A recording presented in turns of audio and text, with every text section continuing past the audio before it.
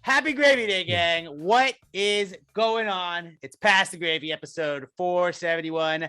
Alex, Pat, and the triumphant return from Bobby the Boatman, who's fresh off a cruise. Was it the Caribbean? Caribbean?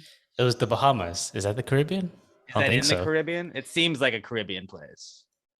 It's islands and it's Bahamian. Southeast of America. We'll just say it's the Caribbean. Yeah, you're in Bahamia. It was my first time out of the U.S. that was not Mexico, so I'm not the right person to ask where or what that place was. Do you feel relaxed? Are you like you fucking land lovers? Is that what you think of us now? We don't understand the open sea. You guys just don't understand. You don't understand like the constant movement, the seasickness. You guys just don't get it. Did you get seasick? No, I didn't get seasick. Can you please get a Salt Life sticker for your car now? Oh, yes. Bobby Salt Life. If you don't, I'm going to sneak in and put one on your car. I don't know what you drive or where you're going. I will find it. Somebody's going to give you a Salt Life sticker at the next Past the Gravy event. We'll actually talk about later today. My other car is a cruise. My other car is a Carnival. Yes. So how was it, dude? You and Sam? I know you. We always joke on this podcast. None of us are vacation guys. Mm-hmm. But as a non-vacation guy, what was a vacation like? A true vacation? I'm on vacation now, but that's because everybody on the morning show is also like. Tess has been to 12 states. Rod's in Buffalo. I am. I've been at home all week. No, it was a good time. I'm really not a vacation guy. Most of the time is because I can't afford it. But this one was a work thing. So even though it was work, it was still like a vacation that Sam and I got to do. I think it was the first one that we've been on that wasn't family focused. So it was a good time. It was a good time to be just there's food everywhere. I ate too much. We were kind of talking about that beforehand. I've been on a couple of cruises before, when I was younger, but I was they still do the pizza all day, burgers all day, ice cream anytime you want it. And he was like, absolutely, we do. You're I don't know. I might have a third slice of pizza in the last 3 hours. Let's just go get another one. It's right there. Normally, I only eat twice a day, but Sam was making me eat 3 times a day. And she said, oh, it's been really nice eating all our meals at the same time. And at that point, I knew, dang it, I had to keep eating when she eats. Man. And 2 o'clock in the morning on Tuesday morning, I woke up. I'm my stomach hurts. I'm going to be on the toilet for a while. I'm going to throw up into the sink. Throw up into the sink, you monster. Because I was also on the toilet. It's so confined. You don't have time. Yeah, it's a small bathroom. No, don't do that. You'll spontaneously combust. I heard it, but luckily, it was just a safety. You'll vacuum seal your intestines, and then you're just done. That doesn't happen. Maybe I'm not a doctor. That's risky. It does sound risky. Yeah, I'm a pope. The logic's there. But other than that, did that ruin your day? That ruined was that a day ruined, or was that just you gotta boot and rally? Yeah, it was just the night thing. In the morning, I took it easy with eating, but I was pretty much fine. There was no during the day, oh, I need to find a restroom right now. No, I was good. That's good. You don't want bubble guts on a cruise. Yeah. You don't want bubble guts on a cruise. But you and Sam, Sam is she vegan, vegetarian? Vegan. So you guys just completely have different eating habits. So that's probably why y'all do not die. I've listened to your podcast before where you talked about we eat at different times because it's just I'm hungry, I'm gonna go get this meal, and Sam's I'm gonna make my leaf burger real quick. Tell her I think it's cruel to even imitate eating meat.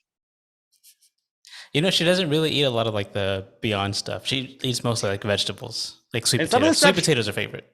Some of the stuff she was sharing. I can't remember if it was Recent Study at Recent Study Pod. Give them a follow. They did a bunch of coverage of that as well. And go listen to their full recap of their vacation as well. Right now, it's out right now, right? Mm-hmm. Wherever you listen to the podcast. But some of the vegan stuff she posts, I knew she doesn't eat meat. And I was that does kind of look like a pretty bomb-ass burger. It looked like it had corn and other stuff on it. And I was I don't know. It looks good. It probably doesn't taste as good as a burger, but it looks dope. Yeah, that's what we were worried about. Like, we should be able to find anything good, or will it all be the exact same thing? Will it be like French fries? Just eat French fries, French right? fries, or like the chicken strips or something like that. Like, no, she had like really good foods. Like, she was happy with it. They have tofu. They did. See, tofu gets a bad rap at the diner. What? Do they have like a fancy steak night at the diner? There's always like one like formal night where it's like, oh, gotta wear a suit. Oh yeah, they did have that, but I'm like, I'm not gonna pack a suit. You're not getting that from me. So like there was like a specific, like, I think it was called like Paolo's Steakhouse or something like that, where it's like formal attire, not just like cruise attire. Like, no, you had to come in a suit. You got to be in a cocktail dress or whatever it is. I don't know. Robert just walked in all Astros gear, throwing up the double H. H-Town, baby. And some slides. Like, yeah. So it's a good week overall, huh? Did you miss us at all? Good week overall. I didn't think about you guys at all once. What? There wasn't a time on like Wednesday where you're like, you know what? Rude. I kind of wish I was hanging out with Alex and Pat. Yeah, it is rude. We thought about you. Oh, thank you. We even said we missed. I thought about you every night as I was laying in bed. Yeah. the bad thing, like, then I got sleepy. When we got back, our AC wasn't working. Oh. So, and that's why you don't take vacations. That's why.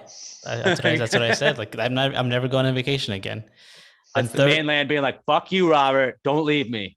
We got back like Wednesday night, and Thursday during the day got to 91 in the house. Oh. It was very uncomfortable. Not ideal. So you're saying the boat was more fun than not having air conditioning? Yes, the boat was more fun. Okay. The boat with AC. Assumption. Yeah, and like on the boat, I had to communicate through WhatsApp because there was Wi-Fi in the boat. I couldn't like call anyone. I couldn't text anyone. I had to use WhatsApp to download, and like, so I had to send text messages that way and photos that way. And like, if I wanted to call my mom, like, can I call my mom, or do I have to send her like voice text? I'm like, I'm not a voice text person. Not a voice text guy at all. I'm just gonna regular text her. I'm not much of a voice text guy either. She's not getting a call from me or a voice text. My friends do that shit all the time, and I ignore when there's like 100 texts in the group chat anyway. I'll just ignore it half the time. But you send me a voice chat, there's like a 4% chance I'm gonna listen to it. But actually, no, this could help. If I could get my brother to start doing this, I wouldn't have 20-minute conversations at 12:30 in the morning anymore. Yeah, because he's like a phone call guy. Big phone call guy. All it ever is him calling me to tell me something funny that happened on the Greg Gutfeld show. Like, not joking, 60% of the calls later night. If I could just get him to like do that, one he would get to the point a hell of a lot fucking quick. Actually, he probably still wouldn't. It would be like a fucking 3.5 minute long voice text. That's my thing. Yeah, but if I made him start doing that, like, listen, I'm just not going to answer your phone calls anymore because I know what it's going to be. I will respond if you give me like a short, like the Sports Center version of it, like a short. That's what Rod Ryan always tells me. Do the Sports Center version of it. Yeah, you can point out a couple of highlights, 30 seconds or less. Get into it now. And then, yeah. So then he could just tell me a story, and I could go, haha, that's funny.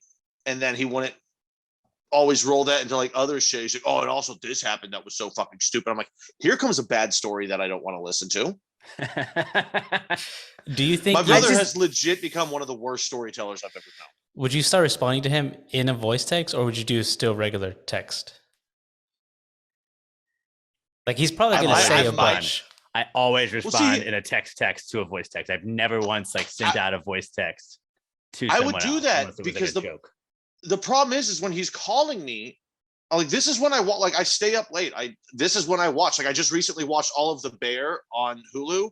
I highly recommend it to you guys. It's my buddy told me that like restaurant people say it's the closest to what working in a restaurant actually. Yes. Like, if you're in a dysfunctional style restaurant. But working in a restaurant is very much like working in a restaurant. But he calls me during this shit. So like when I'm trying to watch shows, when I'm trying to watch movies, I have to fucking pause it while he talks for 15 minutes. And then I gotta go, okay, dude, well, I'm just gonna get back. I want to finish watching this. I'm watching a show. And then if it fucking throws off the rhythm, and then he's gonna call back 5 minutes later, like, oh, sorry, another funny thing happened. I'm like, I don't fucking care, Andrew. It's 12:30 at night. I was just at work for 11 hours. I just want to fucking watch my shit, play little video games. Stop interrupting me. Yeah, so, I do remember. I'm gonna have to make him a voice texter. I've played Xbox with you before, where he's like, "Dude, so this guy on the Royals just got hit by a pitch, and like he looked like he was gonna start a fight, and like he just ended up jogging first base." And you're like, "All right, thanks, Andrew." Holy shit! You know who he is? He's a fucking like 6-year-old. Like if you've ever been look what I can do. Hey, so like I was over at my friend's. I had corn for lunch. They had a dog, and I pet the dog, but then the dog walked in another room, and you're like, I fucking hate my life right now. I mean, that's my brother. Substitute that. I know what you meant. I know what you meant, but like, if you were ever like, dude, I met a dog. His name was Bobby, and he was a good boy. I'd be like, dude, I love that. I love that for you, dude. But like, yes, other than dogs, I was saying like, storyteller. Yeah. Now switch dogs for political rantings. Mm-hmm. So not as fun. So AOC, she put her hands behind like she was arrested, but she lifted her hand and wasn't. Thanks, Andrew. Great story. Thanks, dude. I don't care. I don't. Now imagine that story took 22 minutes for him to finish talking. Yeah, if you think that like a voice text is going to stop that, I don't think that it will. I think he's just going to send you 800 voice texts. And there's like, I have a couple of people that send voice texts, and I love them dearly. And like one of them I work with, and I don't want to give out her name, but it rhymes with Schmessa. I love her to death. Great coworker. But like she sometimes seems like a big voice texter. She'll say like, hey, I recorded this and I sent this to you over here and it needs to go to this. And it's like, if you send me that in a text, I can refer back to that later as like, this is where I need to have this. I need to have this ready for this person. I need to send this to this person. Like not all of that. I don't jot down notes while you're sending me a voice text. And it's like, I also feel like I'm talking on a fucking walkie-talkie. Like I will text you. I've never been like, man, it'll save so much time to hold down a button and just talk it back. And then have to listen back to what I said to make sure that it didn't get cut off at a weird point or anything. Like it just seems like a waste of time. Well, like, actually, I did remember I'll type. I have fast thumbs. I got fast fingers. Emma loves it. For you, it makes sense too to be like, hey, text that to me so I can refer to this. This is work related. The only time I ever do it is when I'm leaving the restaurant at night. I've got like keys in one hand, phone. I've got my laptop slung over my shoulder, and I just grab my phone and go, message Cassie, leaving now, like to my sister, because I'm locking doors and shit. That is the literal. You don't do voice to text, like that's the same thing. That's like I love my that's watch. What I'm saying. That's what I do. Like I just hold. Okay, and I go, but you don't like voice Cassie, text people now. Because like a voice message text is what I thought you meant. Actually, no, that is what I mean. So where it's like, hey man, what's going on? I'm on my way home. Like, and then you have to hit the thing and then it replay. It's like a voice message, but you just play it in a text. Yeah, no, that is what I was talking about. And then I've definitely voice to texted. The Apple Watch is so awesome, being like, yeah, I'm actually on my way to the car right now. I'll be there in like 20 minutes. There's one person in the group chat that I know does that, because every time they do it, it makes absolutely zero sense what they're saying, because it gets all the words fucking wrong. And I just don't even respond. I'm like, not even going to try and decipher that. It's on you. Use your thumbs like a fucking normal person.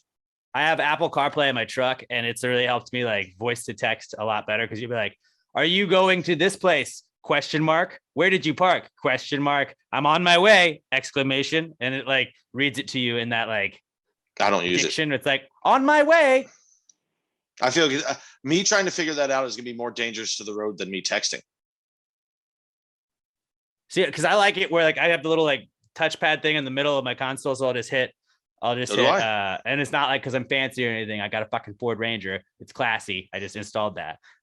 So like I'll like just like hit the text thing, and like I can like text back and forth with Emma or whatever, and it's just big buttons. What do you want to say?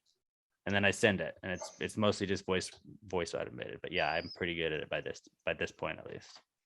Yeah, I probably should learn that. I just don't like my podcast being interrupted that I'm listening to. Yeah. And if you have if you have Apple, does it just read you the stuff sometimes? And it'll be like, and if you're in a big group, it'll be like, Alex sent a message to you and Robert Barbosa and Emma and so-and-so and so-and-so and so-and-so. What's up, gang? Alex also said to Robert Barbosa and Emma and so. Oh my God, just go. I don't care. Whatever you're saying, I don't care. It is funny when it reads completely inappropriate text between you and your buddies. Why don't you suck my ass? Tyler said, I'm going to fuck that sweet ass at the lake house this weekend. Bring lube. Do you want to respond? I also don't trust like a lot of my friends with the voicemail texting where it's like, because I do have friends that are just like, fuck. And like they send you that and you open it and you're in the doctor's office and you're like, yep. Yeah, that was Curtis. That was Curtis would say that. That was him. Yeah, I'm not a big voice texter guy. Voice to text, different. I hate it, but I think I'll hate it less than actually having to talk to my brother on the phone. I think it's a slippery slope. You're just gonna have 400 of those because he's gonna do the 20-minute story. And then I can just ignore them. How long it takes to max out. Yeah. I can ignore them and then occasionally you just hold it down, put a ha-ha. A little ha-ha reaction to it. I love that about the iPhone where you're like, I don't really have anything to say. And it's like, I'm not always even being rude, but sometimes you're like, you sent me way too many things, man. You sent me way too many things. I finally created an actual meme folder though. So I need to have that one that just says, ain't gonna read all that, but I'm sorry that happened or I'm sorry about that. Yeah. I'm happy for you or I'm sorry that happened to you. When you guys are I've got my meme folder. When you guys are texting and someone sends multiple things in a text, do you prefer them all the things to be in separate text or one long single text with just like paragraphs? I actually kind of prefer because when it's like that, there's like 9 different things. Send me one text for one, and the next one. That way, if I need to respond to them in groups, like I can respond to this one with a direct response. I can respond to this one with a direct response.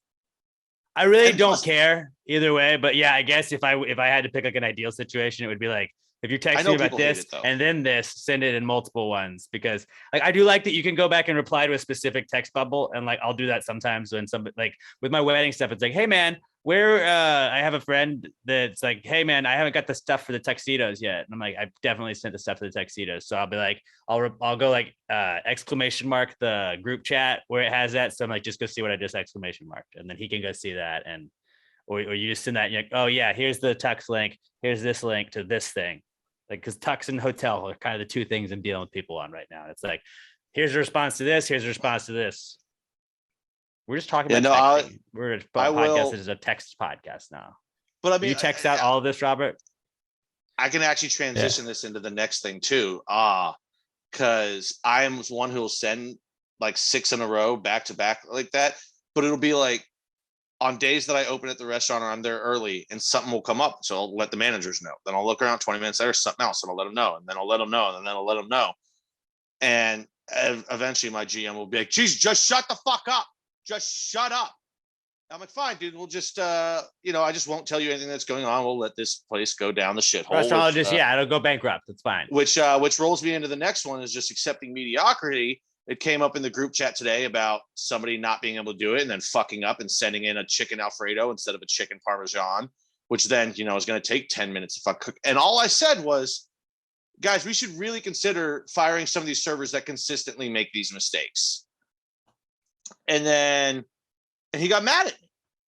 He got mad at me for suggesting we should get rid of people that are bad at their jobs. You're like Dwight. Dwight Schrute. You're just like fire everybody. Fire everybody. I'm not, but I am pro. Here's a list of people that should be fired. It's you, your boss that should not be fired, and then everyone else. And I was like, yeah. So I was like, we should. And I said, consider. I go, we really should start to consider firing all these servers that consistently can't put in orders correctly. I was like, this guy does it once a week. And he gets mad and goes, are you going to fire them? Have you ever fired anyone? It's not as easy, cupcake. Next person we fire, you can do it. I go, I've asked you before to let me fire the next person, and you explicitly would not allow it. He goes, it's your turn. And I go, or we can just continue to allow substandard care for our customers if you prefer that. It's only your fucking restaurant, And he just kept getting mad at me. And I go, okay, good call. We'll just let it go. Good call. On a sort of unrelated, but also so now I'm just going to let him get mad. On a sort of unrelated, but also like order related note, I just wanted to point out a fun fact that happened to me this week. DoorDasher ordered DoorDash because a lot of times they fuck up your order. Sometimes they do, not a lot. Sometimes they do. I had a DoorDasher, and you know how I knew everything was going to be okay? Because her name was Dashia. My Dasher's name was Dashia. And you know what? She fucking read the directions, called the little buzzer for me to buzzer in on, read that you got to go to this floor to then go to this floor. I mean, I have some very complex instructions and I get that. And so if you ever call me and you're like, hey man, I'm having some trouble finding you, I'll walk you through it. I'll figure it out. I'll meet you most of the time. But Dashia didn't have to ask for directions, just read what was already in the app. And I was like, you were built for this. You were built for this.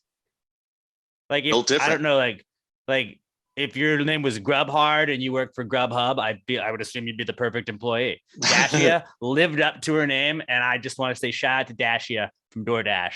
If you're listening right now, I love you, doll. I love you.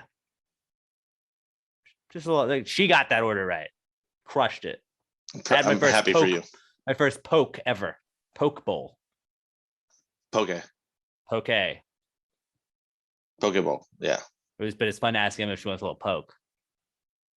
That was mostly why I ordered it. That was really the reason I ordered it. I was like, you want a little poke? She's like, what? No, not now. Inappropriate. Like, no, but like for food. Little poke bowl. Did you go tuna? No, I went steak and shrimp. Solid. It was cooked. It wasn't real poke. You get that raw tuna, dog. Yeah, I was thinking about that, but I want to like see the raw tuna, and I was door dashing it, so I don't know. Touche. Fair enough. I had a weird question, not a rude question, but just a hygienic question for everybody. Is it weird to eat the stuff that comes off of your floss? Like I got the Invisalign, so I've been flossing a bunch. Got to brush your teeth and floss after everything I eat before I put the Invisalign back in. But like I'll floss and like you get a little piece of meat out of your mouth. Just gnaw right back at that baby. It's like to me it's food. It's food, right? That is what you're flossing out. It's not like it's dirt. I feel like we all know what I'm going to say to this. Do I look like someone that's going to waste a little piece of steak that's stuck in my teeth? Come on.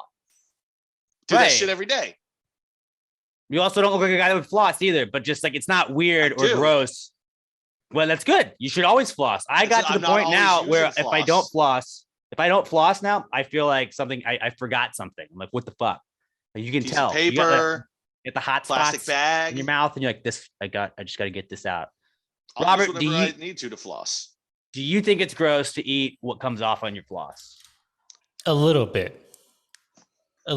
yeah. I didn't think you were going to be wishy-washy about this. I think it's pretty staunch. I think it depends on how soon after you ate your flossing.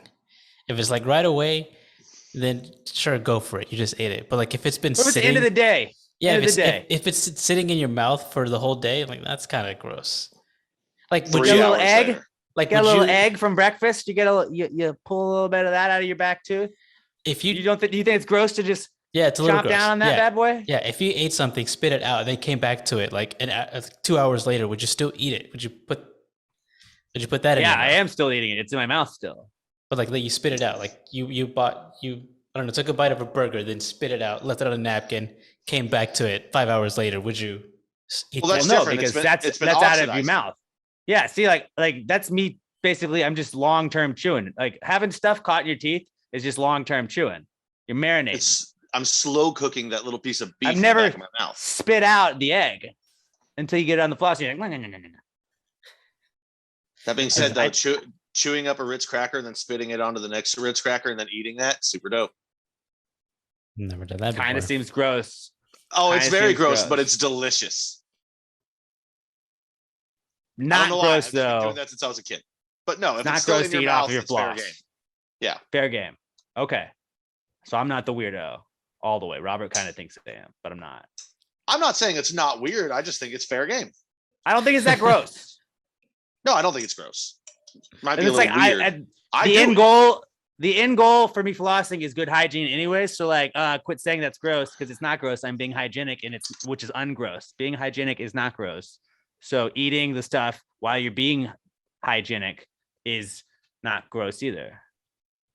It's like I've always said when it comes to chicken wings. When people do wing competitions, I think they finish with 0 because I'll look at those wings and there's a bunch left on the bone. If I eat something and then I still find a little bit of meat later on, it just so happens to be in my tooth, I'm going to eat it. I'm not wasting. I like that. A lot of the times it is chicken wings. Like they say that swallowing mouthwash is bad for you. I don't routinely swallow mouthwash, but like I've gone camping before, and you got like I have the mouthwash I bring with me, and I'm like, I'll just swallow this bad boy. I'm in the tent. No, why not? And it's like, I mean, it cleans, right? It's good for your teeth. It's good for cleaning out stuff. It's probably just gonna clean out everything else, right? Yeah, make. I wouldn't do it every day. Fart smell nice. I wouldn't do it every day, but you swallow a little mouthwash here and there, I think you're okay. You eat a little you're fine. floss food, I think that's fine. Just more calories. It's like Everything a less in gross thing moderation. of like swallowing a bug. Exactly. And that's what we teach on this podcast. Moderation. I have you were talking about mediocrity. That not really paying off, but I did have a case where procrastination paid off because a couple months back, I told you guys I had jury duty, and I was really debating on like, what if I just don't show up? I can just say I'm going to tell everybody what happens in jury duty on the podcast, so they're going to dismiss me. I was told like you should just probably push it back. Try and push it back. And I you know what? I'll push it back. Future Alex's problem. Future Alex has to deal with jury duty. So I did that.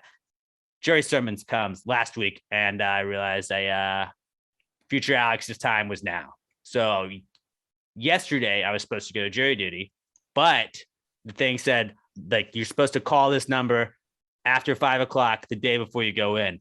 Called in, they said jury service was canceled for that day. And then they also said, thank you for your service, which I was like, you're very welcome to this automated machine. But then I just was like, so I'm done. Jury service is done for me. And I just had to make a phone call. I didn't even have to go in or anything. It was great. So procrastinating got me off of jury duty because I didn't just no show. Although if I had no showed, it probably would have done the same exact thing. So it wouldn't have mattered. But long story short, just push it back. Sometimes it just doesn't end up happening. If you just keep pushing stuff back, you get out of it. Happy for you, bud. I was really not looking forward to it. I was like, I gotta fucking go to jury duty. This stuff fucking suck. I hate this so much. Gotta drive all the way here, pay for parking, gotta do all this. And then they're like, oh, jury duty service has been canceled for July 19th. And I was like, well, yippee. Guess what I'm not doing tomorrow? Jury duty. Shout out to me. But by not doing jury duty because it was canceled, I did my civic duty to my country. So you're welcome. I had don't call me hero. Jury duty once, and the case was settled like the day before. I was actually going to do it. You got picked for a jury? No, it was like to go see if you would be picked. So yeah, that's probably what happened. I would imagine like they just were like, there's no court cases for anybody to be picked for. I've never once been That's picked. cool of them. Cool of them to not fucking make me go though. I was like, a lot of times government doesn't really give a fuck. They're like, yeah, show up and we'll tell you guys go home. Or so you have to drive down here. I've never like gotten a letter, anything for jury duty. Which I feel like though, if I ever didn't, it got to the selection process, they'd be like, do you have anything, that might preclude you? I'd be like, well, once a week I do a podcast where I drink 6 to 12 beers and talk about what's been going on in my week. That might be a conflict of interests. And they're like, oh, dismissed. Yeah, although my brother thought he was going to get dismissed. Degree, and I've got some very strong thoughts on our system. My brother had like his whole thing that he thought got him off was that kind of got him picked for a jury. Because sometimes the lawyer is like, no, I want this kind of guy on that jury. And you're like, okay. But yeah, I'm a piece of shit and I'm going to absolutely like. Yeah. Well, see, that's the thing though. If we're like, well, I have a thing where I publicly discuss what's going on in my life every week. I'm going to tell everybody. But you're not allowed. You're going to be held in contempt. I'm like, all right, I'll just get held in contempt. What is that? Or what does that mean? Or you could just select another juror who's less likely to compromise the case. But you do you guys. This seems like a smart play for you. I don't know what the penalty for being in contempt of court is, but like I feel like I'd risk it. Either a fine, usually, or possibly a couple days in jail. I'd pay the fine. I don't want to have to poop in front of other people, man. I don't want anyone to ever have to be subjected to that. Like, I know they're in jail and there's probably a reason, but they shouldn't be like tortured while they're there, I was in jail a couple of times for like less than 24 hours. And like, that was my biggest concern was like, man, I really hope I don't have to shit. Ooh, send me to Gitmo and I'll shit in front of all the guys that we're already torturing. That's fine. Don't do that. Then it becomes a war crime. Robert, I got one more. Sorry, not to cut you off. Robert, you just went on a cruise, so you might be the perfect guy to weigh in on this. It was a Disney cruise. Mm-hmm. I know that Sam met Ariel. Ariel, it was like, oh, Ariel's so hot, bro.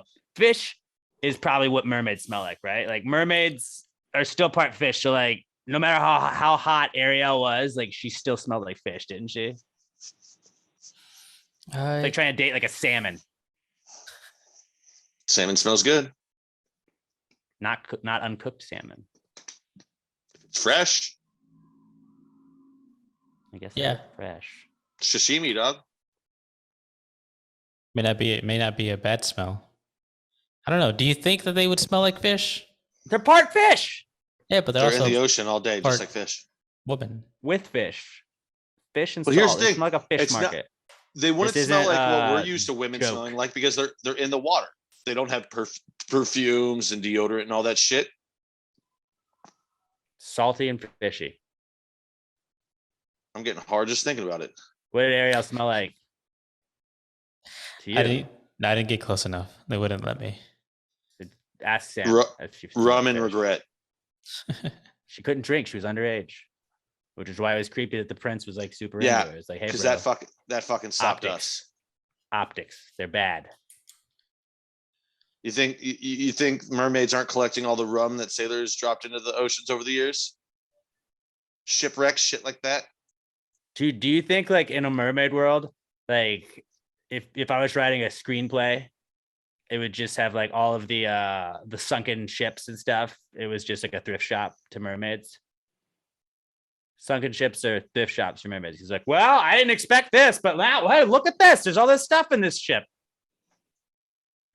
Could be. I mean, the first one to get there claims it, and then they sell everything off, but at cheap prices because it's 100% profit to them. Right. It could be. Or do you Sometimes think they're more on the barter system? They have sand dollars, so no, they have a whole system of currency. Okay. Don't ask stupid questions, bro. Sorry, I'll do better. So yeah, mermaids definitely smell like fish. Mm-hmm. Okay. What were you gonna say, Pat? I had one more. I woke up this morning to my group chat, and my buddy going, "Okay, guys, I'm putting the league live. Since I've sent this multiple times over the last month, and nobody has one time responded to me, we're setting the draft to Saturday, whatever, at 5:00.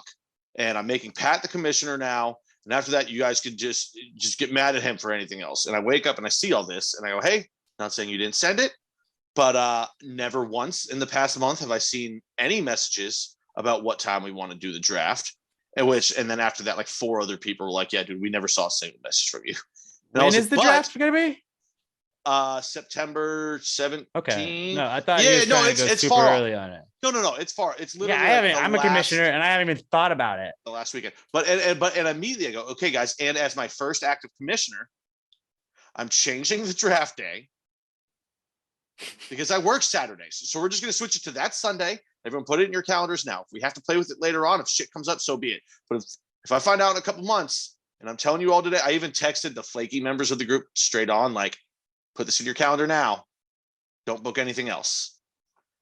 Because if all this, like last year, the guy who's the commissioner now, we had to change it last minute because I forgot I got movie tickets. Like, Jesus fucking Christ, man. But I did all that. You forgot you had movie tickets. Well, the day before. He was like, "Oh, guys, we got to change the draft time. I forgot I had tickets." We're like, "Fuck you." See another movie later. So I'm already drunk with power, changed into movie times, but I woke up, I did that. I did a mock draft. Football's back. Football is officially back now. Yeah. Yeah, I did my first mock draft. The only thing that went wrong is I accidentally drafted Dak because I ran out of time. Other than that, my team looked pretty good. You can just drop him later. My team looked pretty good. So I'm going to be doing mock drafts all the time now. Very excited. Football's back. Awesome. And you know what else is back? Southern Star. Actually, they're not back. They've never gone anywhere because Southern Star Brewing Company is the best beer in the entire world. I already told you guys I haven't cleared out my studio and cleaned it up yet, even though I've had off all week. I have not done that yet. But I'm going to set up my beer fridge with all my Southern Star, and I'm really excited to have a beer fridge loaded with Southern Star. Best beer in the entire world. Their Flower Petal IPA they got out now. Go check that out. I saw that at my HEB the other day. But so you know good. What? There is one case left. There was one 6-pack left, and the guy in front of me was getting it. And I was like, you know what? He's going to enjoy it more than I am. He's going to enjoy it more especially if he was in front of you. Well, also. What were you going to do? Steal it from his hand? Fight him for it. That'd be fair. That's what I've always understood. Like, if there's one 6-pack left and both people want it, you have to duel. If you're in the same vicinity, you have to duel for it. And you know what? I was like, you know what? I'm going to have enough opportunities to drink wonderful Southern Star beer and in the rest of my life, probably more than this guy. So I'm gonna let him have this one. And big of me to let him have that. But Southern Star Brewing Company, the best beer in the entire world. 3525 North Fraser Street. If you haven't been up to the brewery, go up to the brewery in Conroe. Those guys are awesome. Let them know you heard about them on Past Gravy Podcast. If you're drinking a Southern Star this summer, the best pool beer there is. A lot of beers come in they don't come in cans, they come in bottles, and bottles break. You're not allowed to take bottles to pools. The beach doesn't want you to have bottles at the beach, but Southern Star only cans everything. The first to can craft in Texas. They're still canning craft in Texas. Take a couple of 6-packs of Southern Star cans. Nobody's gonna be yelling at you about breaking shit on the beach. They're gonna be like, oh, these guys, they get it, and they're conservationists. They're conservationists. That's the word. Found it. Got Big it. word for you. But yeah, Southern Star Brewing Company. I mean, I think the best beer of all of their beers is a Strawberry Bombshell Blonde, and that is right now the perfect summer beer for you. You can also have the Southern Brunch Citrus Shandy, just the regular Bombshell Blonde. That's what brought them to the party, and you can't ever go wrong with that. The Fuzz Petal IPA, though, go check that out. And there's just something for everybody at Southern Star Brewing Company, 3525 North Fraser Street up in Conroe, and you can get them at any like HEB, Kroger, Specs, Total Wine, and more. Anywhere, as long as you're around the great state of Texas. Also, if you're looking for something to do, maybe, you want to keep that summer body going. You've worked hard on it. Not this Friday, starting next Friday, every Friday, starting July 29th, indoor yoga classes hosted by Phoenix Yoga, $35 sessions, 6 to 9 p.m. on Fridays, and you get 2 free beers with it. So you have a couple beers and you work them off. Work on your flexibility too. You're gonna be limber. I've always said I should be doing yoga, but I have zero motivation in life to do anything. So that's what stopped me. Don't let it stop you guys. As somebody that tried to like not be chubby for a wedding, I've been doing some running, so that's led to stretching, which is how I'm getting back to yoga, because I had very tight hips, and now I stretch every day before and after I run, and my hips, like I could touch my left hip all the way down to the floor this morning before I went for a run, and I was like, I've never been able to do that I can remember since like high school. So like having like, I don't know, like you can touch your hip spread all the way where I can touch. You mean you just lay down on your side? Yeah, you lay on your stomach. You kind of put it's a whole thing. I'll show you. I'll show you off camera. But I was able to lay down. Haven't done that in years. I was feeling super flexible, but like having like less tight hips, like my day-to-day life just feels better. Sitting down for long periods of time, it tightens those hips up. When you stretch them out, like yoga is going to do all that shit. It's going to make you feel a lot better. But Southern Star Brewing Company, and I like to pick 6 to 9. It's a nice time to have a yoga class. Southern Star Brewing Company, guys, if you're drinking Southern Star, tag them, tag us. They are at Southern Star BC and at Southern Star Brewing Co. on Twitter and Instagram. We are at Pass the Great Pod. Let us know you're supporting the people supporting the pod. Southern Star Brewing Company, the best beer in the entire world, and the official sponsor of the Comeback Kids segment.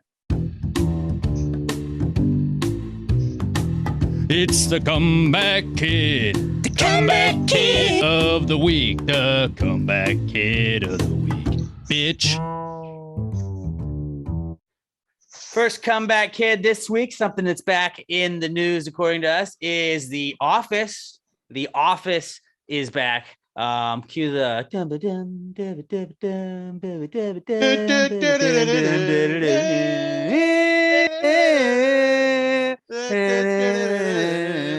on, now do your best Jim face. That's a video version thing. Yeah, you gotta do that for the video version.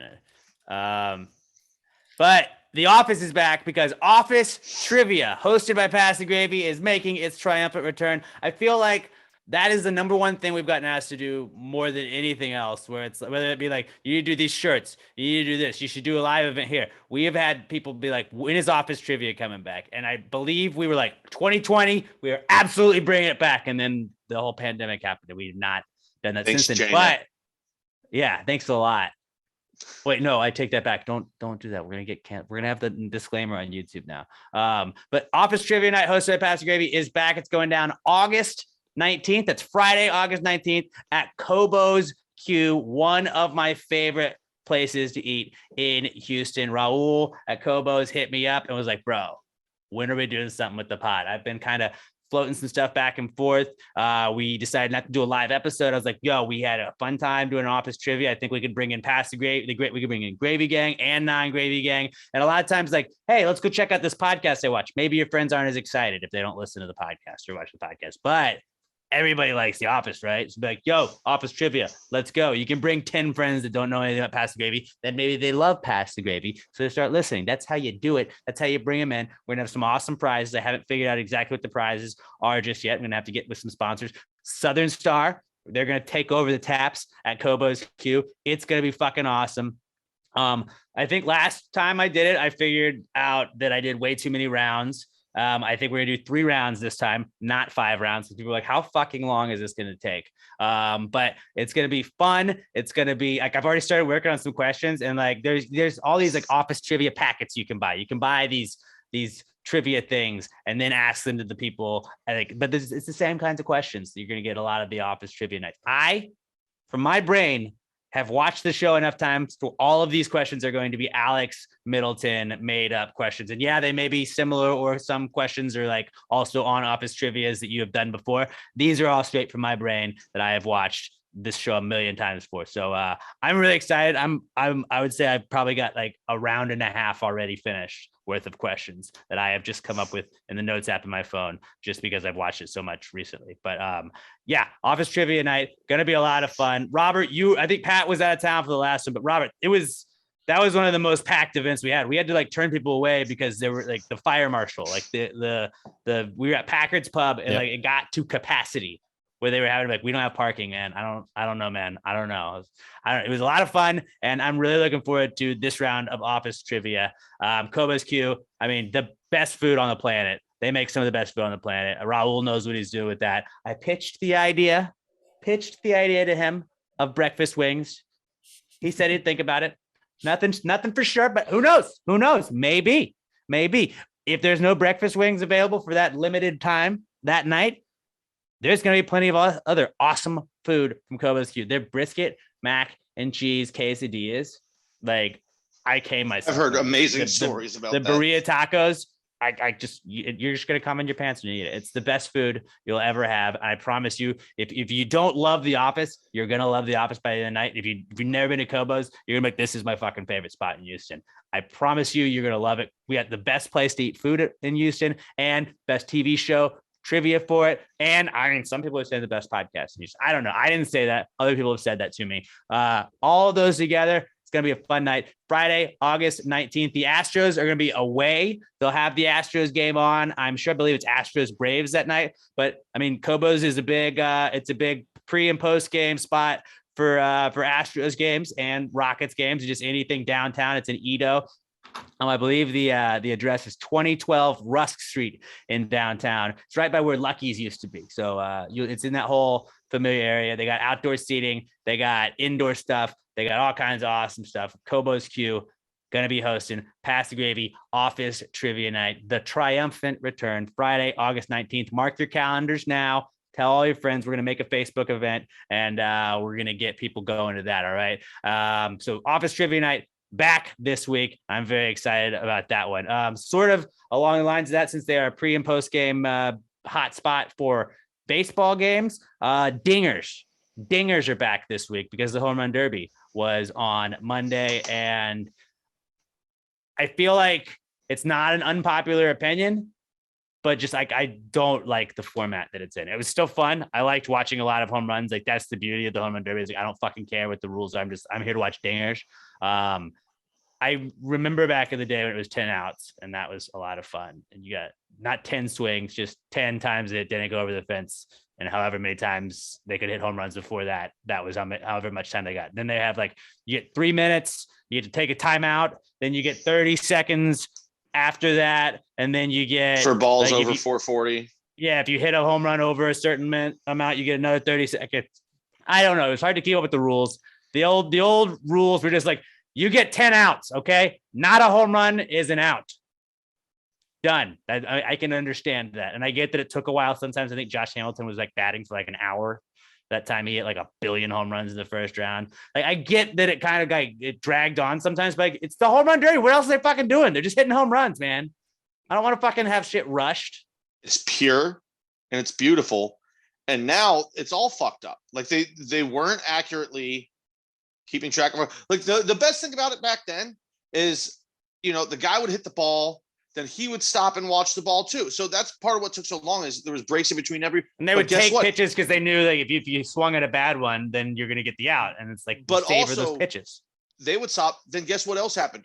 We all got to watch the ball fly out. Now they hit it and they immediately get back up there before the ball has landed. They're swinging out the next one. You're not getting to watch the home runs. You don't get to see how fucking far they go.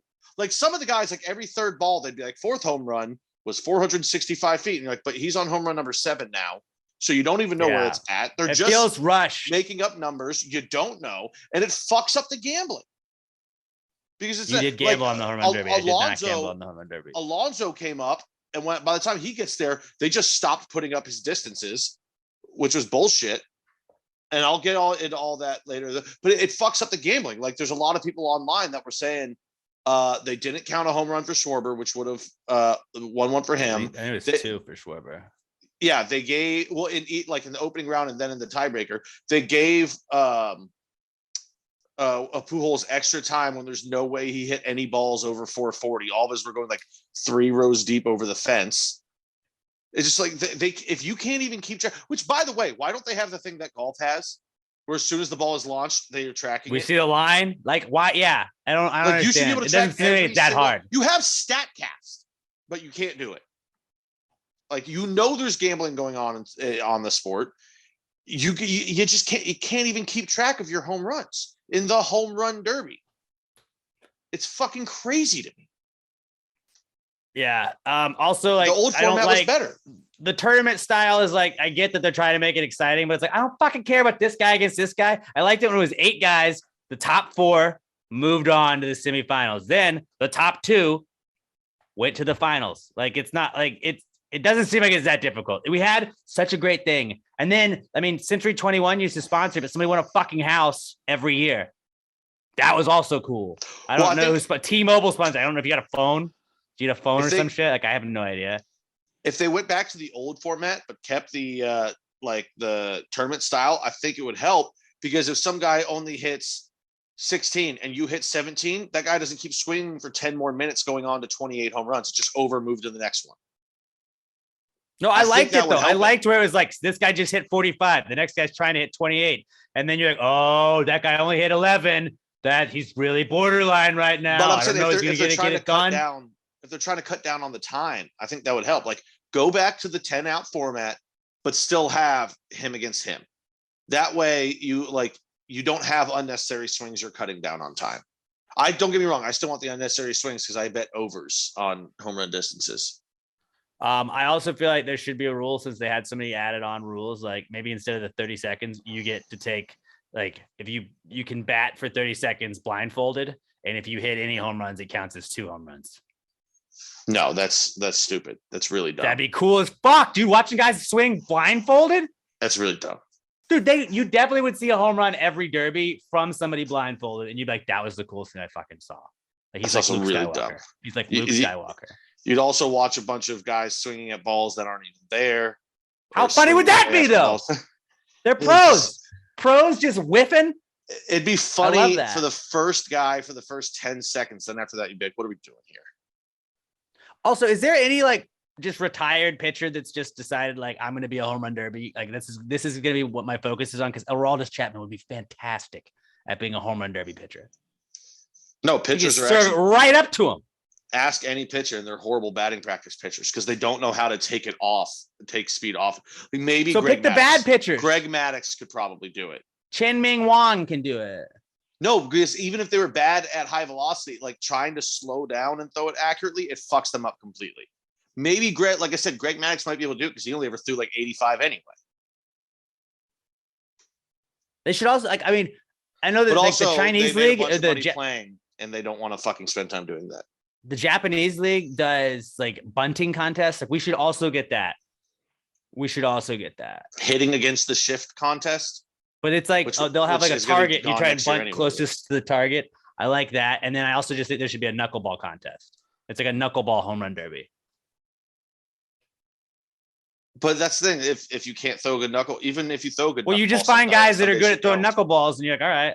I don't know. It's not perfected, but I think we should have like a couple of events that night where like the NBA, like the MLB All Star Game, like I've cared about more than like any of the other All Star games. And somebody said it on something I was listening to today. It reminds me of like being a child. Like when you were a child, I was like, I do remember like coming to Houston and visiting my grandma in the summer, and like it was right around the All Star break, and like being like, oh, let's all like me and my cousin watching the All Star, or watching the home run derby, Sammy Sosa and Mark McGwire. Like I remember a lot of that shit as a kid. I don't really remember like NBA All-Star games or NHL All-Star games or the Pro Bowl or anything like that. But I think like you should have the home run derby be like the big thing, but also like do the bunt contest earlier in the day. Like make it a whole day of just like shit. Like that would be sick. I've said this for years, the bucket contest, where you put a bunch of guys out in center field, you put a bucket on home plate, and you go, everyone try and hit the bucket. Whoever threw it the hardest while hitting the bucket wins. Like the NHL does this, like they do the skills competition in the NBA. They do that in the NHL. Like do that. Yeah, I mean, it'd be really cool. But I've always said the bucket challenge. It doesn't even necessarily have to be a bucket. You put like, one of those strike zones right there, like the strike zone nets that has the 9 quadrants, and you tell the guys to try and throw strikes from center field. And I know people will be like, oh, well, they have like the futures game, and it's the minor league guys they're going to be the future of the game. Like, I know, but like that's still a baseball game. I think the beauty of the All-Star break is like I want to see them doing shit that's not just baseball, but is baseball related. And then I want to see the All-Star game to close. I want the All-Star game to close it out. We're like, this is fucking sick. Like, it'd be really fun to see them too when you put the jugs machine on high and point it straight up. You go catch the foul ball, the fly ball. Yeah, because that shit shoots straight up in the air and then it knuckles on its way down. So basically, you're playing jackpot with fucking major leaguers. Wouldn't you guys say though that the All-Star game is the best of the, without a doubt, exhibition games? Without, because you're still just playing the sport. NBA, they don't play defense and they don't care. Hockey is like it's fun, but like they already do gimmicky shit because they understand what it is. Hockey's second to me, but that's yeah. I think it's I think most people would say NBA over hockey. But then football, like nobody fucking cares. Nobody tackles. They don't even play. Out. They don't even. It'll be like, oh, you get close to them, they just blow the whistle. They don't even make you tackle anymore. If they're gonna do that, they might as well just do 7-on-7. But it's also because football's at the end of the season. We're like, all right, we already know the champ is. Like, I don't really care anymore at this point. And like, I get that because it's more of like a bruising, like it's more of a physical sport than all the other ones. But like, I think that like, yeah, baseball is like it's the summer, and here we go. Like, this is like it's cool. I like it. I like during the Derby when everybody's just sitting around, like guys that have nothing to do with it. Like Garrett Cole didn't pitch last night, I don't believe, because he had pitched on Saturday or Sunday before the break, and he just hung out. It's like that's gotta be the best to just be like, I am an all-star. I'm just gonna fucking hang out in the dugout all day though. So this is tight. Nothing beats the era when all the guys just had the handheld camcorders. Oh yeah, recording every shit, just laying down on the Derby. Watching fucking McGuire and Griffey and Sammy just hit absolute dingers over the monster in Fenway, losing their fucking minds. Vlad Guerrero winning the home run derby and having Vlad Guerrero Jr. on his fucking shoulders after that. And then like now Vlad Guerrero Jr. is at the fucking All-Star game. That's fucking sick. The fact that he was a baby once is just nuts to me because he seems like he came out of the womb like just a giant. I mean, he was probably a 12-pound baby. But like when you see Vladdy holding him, he like doesn't look that big. And it's like, yeah, Vlad was also big too. But like I feel like that kid's been that size forever. Like I have a hard time believing he was ever young. I would like to also see as one of like the gimmicky competitions, just every year bring out Big Papi, Vlad Senior, and maybe one other guy, and they just have a 3-out home run derby. Because I just want to, because Poppy and Vlad can still hit dingers. I just want to see it. Like have Poppy walk out there and still hit like a 450-foot bomb. Like what the fuck is happening here? Give him metal bats and tell him to go do it. I think metal bats would be a lot of fun. But dingers and all-star shit. That was back this week. And then last thing I got, Pat was saying football's back. Football is back because like alternate unis, alternate helmets. The one shell rule's gone, so teams can have different colored helmets now. I mean, the Texans we already saw with the red a couple of weeks ago. This week we saw the Panthers unveiled sick ass new black helmets with the Panther on it. That was badass. And then, I mean, I'm a little biased, but I thought the Giants already had the best like throwback unis with the white on white script Giants across the back. Now they have the like the 90s red trim home jerseys they're coming out with too. They look fucking sick from like the Lawrence Taylor, early Strahan, Phil Simms era. They got that coming back. And just like looking at, like, I'm just Googling like all the new jerseys that people are bringing back. And they're mostly like throwback jerseys, but like the Eagles are going to have black Eagles helmets now to go with their black jerseys. The Patriots are bringing back the Patriot hat white helmet. Eagles are also doing the Kelly green. And I know you wanted, Oh, is that next year? I saw that. Yeah, supply chain issues. Oh, 2023, yeah. The Bucks, the Seahawks, Patriots are the coolest and ones. Eagles are going to do the other throwbacks, but they couldn't get all the shit this year, which I don't understand. It's like, it's the fucking NFL, find a way.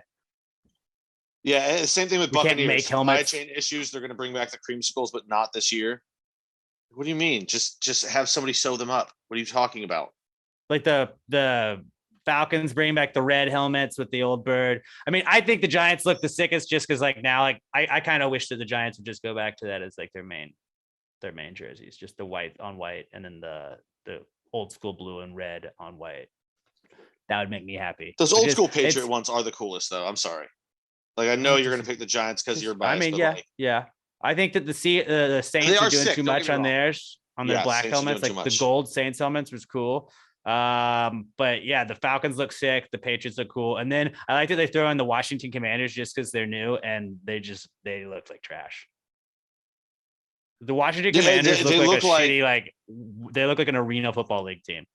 No, they look like you're playing Madden and you just wanted to create a new team to enter the league, but like they don't have a lot of options for jerseys, and this is just the best you could come up with. Apparently, that's what they did. So I mean, it's Dan Snyder, so fucking come up with it. But hey, but it's not racist, so that's good. I mean, colonialism. So that's true. System of colonizers. People will be mad at the Commanders. Okay, so it's a little bit racist. It's less racist than just calling them a slur. Those Texan red helmets are super dope, though. Texans red helmets are really cool for sure. I like those a lot. I think they should also go white helmets for the Liberty White. When they do that, that'd be sick too. All white, all red. Like NFL should just be like the college teams again, man. Like be like Oregon, have 75 colored helmets. I don't care. Like I don't understand why they don't do it. It's just more shit that you can sell. The NBA did it and started selling jerseys. Like the Packers, do you think they're going to do the shitty brown helmets now? They remember their leather. They do a like weird uniform like every year. I feel like now, but they just like with the one shell, they would just take the G off, and so it was just a yellow. But they used to do like the brown to be like the leather and I remember helmets. Aaron used to fuck people up, or I think they might have only won it 1 year, but Aaron fucked people up in that uniform. So I don't give a fuck. I'm cool with it. I want the Texans to wear red tops, blue bottoms. It's a sick uniform combination. I used to do it all the time in Madden back in the day. Yeah. Dude, and if you put the white helmet with that, that'd be sick. I think the red helmet plays better, but if you had red, white, and blue, I do too. No, I get why the red was first, but just this was like what you were saying with fantasy football, like little things like that. You're like, fucking football, dude. Fucking football's back. Football's back. I saw a graphic this weekend. As of this weekend, so I'll change it to be true. Only 7 more Sundays without NFL football. How about that? Yeah, you just made me chub up. You made me chub up a little bit. Just think about that. Yeah, 7 Sundays until NFL football, guys. Cannot wait. We should just start a documentary called 7 Sundays, and it's just ridiculous football fans just in the countdown to the season. It's one more reason to watch Big Brother. It's like it's the sport to get you to your favorite sport. Except for they delay football. episodes 9 times. Football, we'll get to that, I guess. Football's back though, and NFL alternate / throwback unis being unveiled. Just gets the blood flowing. Gets the blood flowing. Okay, now we're gonna move on to the What Would Jesus segment, or What Would Jesus Do segment, before we have a very fun interview with my favorite comedian ever. I got to sit down. Bill Burr was doing a press tour. I got 15 minutes with him. It does get kind of cut off, but before we get to that, it's the What Would Jesus Do segment. And Robert, why don't you play the intro to that? Jesus, what would Jesus do? Jesus, what would Jesus do? Put him in a situation in a matter of time. If you wrote this jingle, do you think he'd make it rhyme? So think about this crazy world in which we live today, and how would Jesus handle it in any given way? All right. So if you want to submit a What Would Jesus Do to us, you have to go to Twitter @PassGradePod. Use the hashtag PTGWWJD. Throw Jesus in a situation he would find himself in today's time if he came back. This week's What Would Jesus Do comes from nobody, because we're fucking punishing you, because I have not gotten enough quality WWJD submissions. I haven't gotten enough of them. I always say we're going to do this until you guys stop sending them. Yeah, we're getting some, but they're not up to par. And we're not just going to do this for anything. All right, guys, you're punished this week. We're suspending What Would Jesus Do for a week. And maybe we'll bring it back next week. Maybe. If we don't get enough good submissions, no, we won't. It's dead. Do you want to kill Jesus twice? Do you want to kill Jesus twice? It's on you. We're trying to save him. He's not going to come back this time. All right. He will not rise. He'll rise again if this is good. But if you guys don't give us enough submissions, hashtag PTGWWJD @PassGradePod on Twitter. So just in a situation he'd find himself in today's time. Shout out to Raymundo. Raymundo's also going to be in the podcast in another form as well. So that's why we're not using yours this week, buddy. But the rest of you guys, fuck y'all. Respectfully, I'm disappointed. I'm not mad. Spicy. I'm disappointed.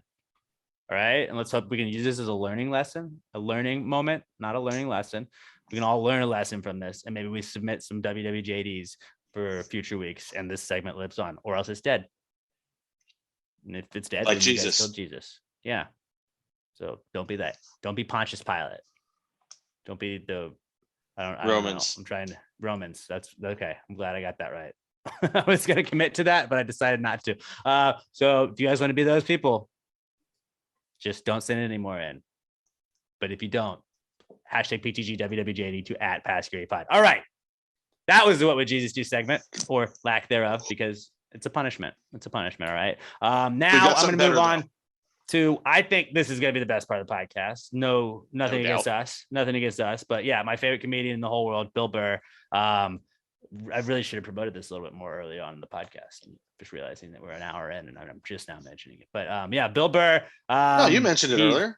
He's got his Netflix special Live at Red Rocks out now. F is for Family, the full series out on Netflix as well. And he's going to be in Houston September 9th at the Toyota Center. Friday, September 9th at the Toyota Center. Tickets are on sale now. You can go to Ticketmaster.com to get those. And I would recommend doing that ASAP because that bad boy is going to sell it. But yeah, Bill was doing a press tour. I got 15 minutes with him. It does get cut off at kind of a weird moment. We wrap up the whole interview still, but it was an awkward little ending, and I still thought it was kind of funny. So here is my interview with my favorite comedian, Bill Burr. What's going on, guys? It's Alex P. Middleton from The Rod Ryan Show and Pass the Grade Podcast, and I'm here with my favorite comedian in the whole wide world. He has a new special out on Netflix now, Bill Burr, Live at Red Rocks. He's also the host of my favorite podcast, the Monday Morning Podcast, and the Thursday afternoon, just before Friday, Monday Morning Podcast. He's going to be in Houston September 9th. Tickets are available now. You're going to be at the Toyota Center. Bill Burr, what's going on, man? Nothing, man. I'm loving the Atlanta Flames t-shirt. We were just talking about that. That's the old school. What are they? They became the Winnipeg Jets? No, the Calgary Flames. Calgary Flames. That's right. And then the Thrashers. The Thrashers became the Winnipeg Jets. That's right. That's the Atlanta Thrashers. Fun fact about me: the Atlanta Thrashers were the first hockey team I ever saw when I lived in Atlanta. Went to the very first game. They played the New Jersey Devils. Got the shit kicked out of them. Oh, there you go. Oh, that was back when the Devils were playing that awful left wing lock trap thing, what the clutch and grab. That was such like, I always wondered like Martin Brodeur, how many wins he would have, how many less wins I'm not saying he wasn't great or whatever, but like to be as good as he was playing, you know, behind that system where you could literally, he played towards the end of that era where like Lemieux's like, look, I'm just going to retire if I'm not allowed to be out here skating and people are just going to be like water skiing behind me holding onto my jersey. That's true. Yeah, really weird time. Yeah, no, but that was good. I always enjoy about your podcast. You just go off on sports rants. Like my girlfriend thought like I feel like she thinks I'm going crazy listening to you because you were talking about the Red Sox Yankees game this past weekend, and you were like, who's the guy? The guy from the Marlins. They're like, it's Giancarlo Stanton. And then you're talking about the guy with the mustache. I don't know. I was like, it's Nestor Cortez, and she was like, he can't hear you, right? And I was like, I know. I don't know. I feel like I'm just having a conversation. Nestor Cortez, I love that guy, man. That guy looks like they literally just came out of the bleachers. They gave him the ball and he started throwing. Guy's good. I hate to say it as a Red Sox fan. He's great though.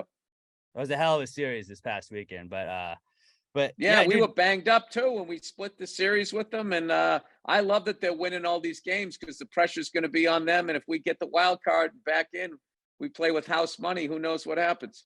Yeah, I am a Yankees fan, and that would absolutely kill me if you guys just did. I mean, I'm expecting the letdown. Like, I don't, everybody's like, yeah, they're going to go to the World Series. I don't expect it at all this year. I'm expecting to be and I got to be honest with you, as a Red Sox fan, sitting here expecting to win and expecting to beat you guys, it's a complete 180 of how it used to be.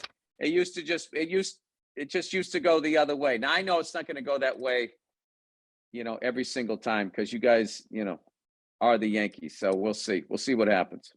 So you're going to be here in Houston, September 9th at the Toyota Center. You played Madison Square Garden, the Mecca, they call it. Houston's Madison Square Garden is the Toyota Center. Do you think Bill Burr is going to be able to live up to the pressure of performing on such a stage? Oh, yeah, I think it'll be all right. I mean, I'm not saying I'm going to be Joel Osteen. I don't know if I could handle performing because that's the original place where the Rockets played that he bought, right? Yeah, the Compaq Center. I mean, he's one of the biggest. He's one of the biggest arenas if not the biggest in the country, because he doesn't even have to travel. And an arena full of people come to the same arena in the same market every week, and he sells it out and he does a new hour. You should try and get in Lakewood Church next time you're in town. You think you could do Lakewood? That'd be tight. Bill Burr live at Lakewood. He's more of a businessman than people believe. So I think he would like, I've changed the color of the carpet. Change colored carpet so they don't know it's the same. And I think, maybe let me in. Have you been to Houston before? I've seen you, I think 4 or 5 times in Houston. But like, what's your favorite thing you've done in Houston? Or are you just kind of hanging out in the hotel while you're in town? What is my favorite thing? I go to Southpaw Guitar. That's my favorite thing for left-handed guitar players. I mean, I mainly play drums. I just love going into a guitar place where they have like all these SGs and Les Pauls. I've always been a Gibson guy, and they got some unbelievable, Telecasters, everything. Their acoustic room. I bought a Gretsch guitar off of them. I still can't play it. Last time I was there, and a Gretsch Falcon, the all white one, like the one Malcolm played on the Back in Black tour. So I would say that the food. Back in the day, I used to go to like the Astrodome to go to games and stuff like that, and thinking about like J.R. Richards and rest his soul, Jose Cruz and Enos Cabell and all of those guys on those teams way back when I used to watch This Week in Baseball. And I wish the Houston Oilers were still there so I could have gone to a game there. But I've been to, my big connection with cities is definitely sports.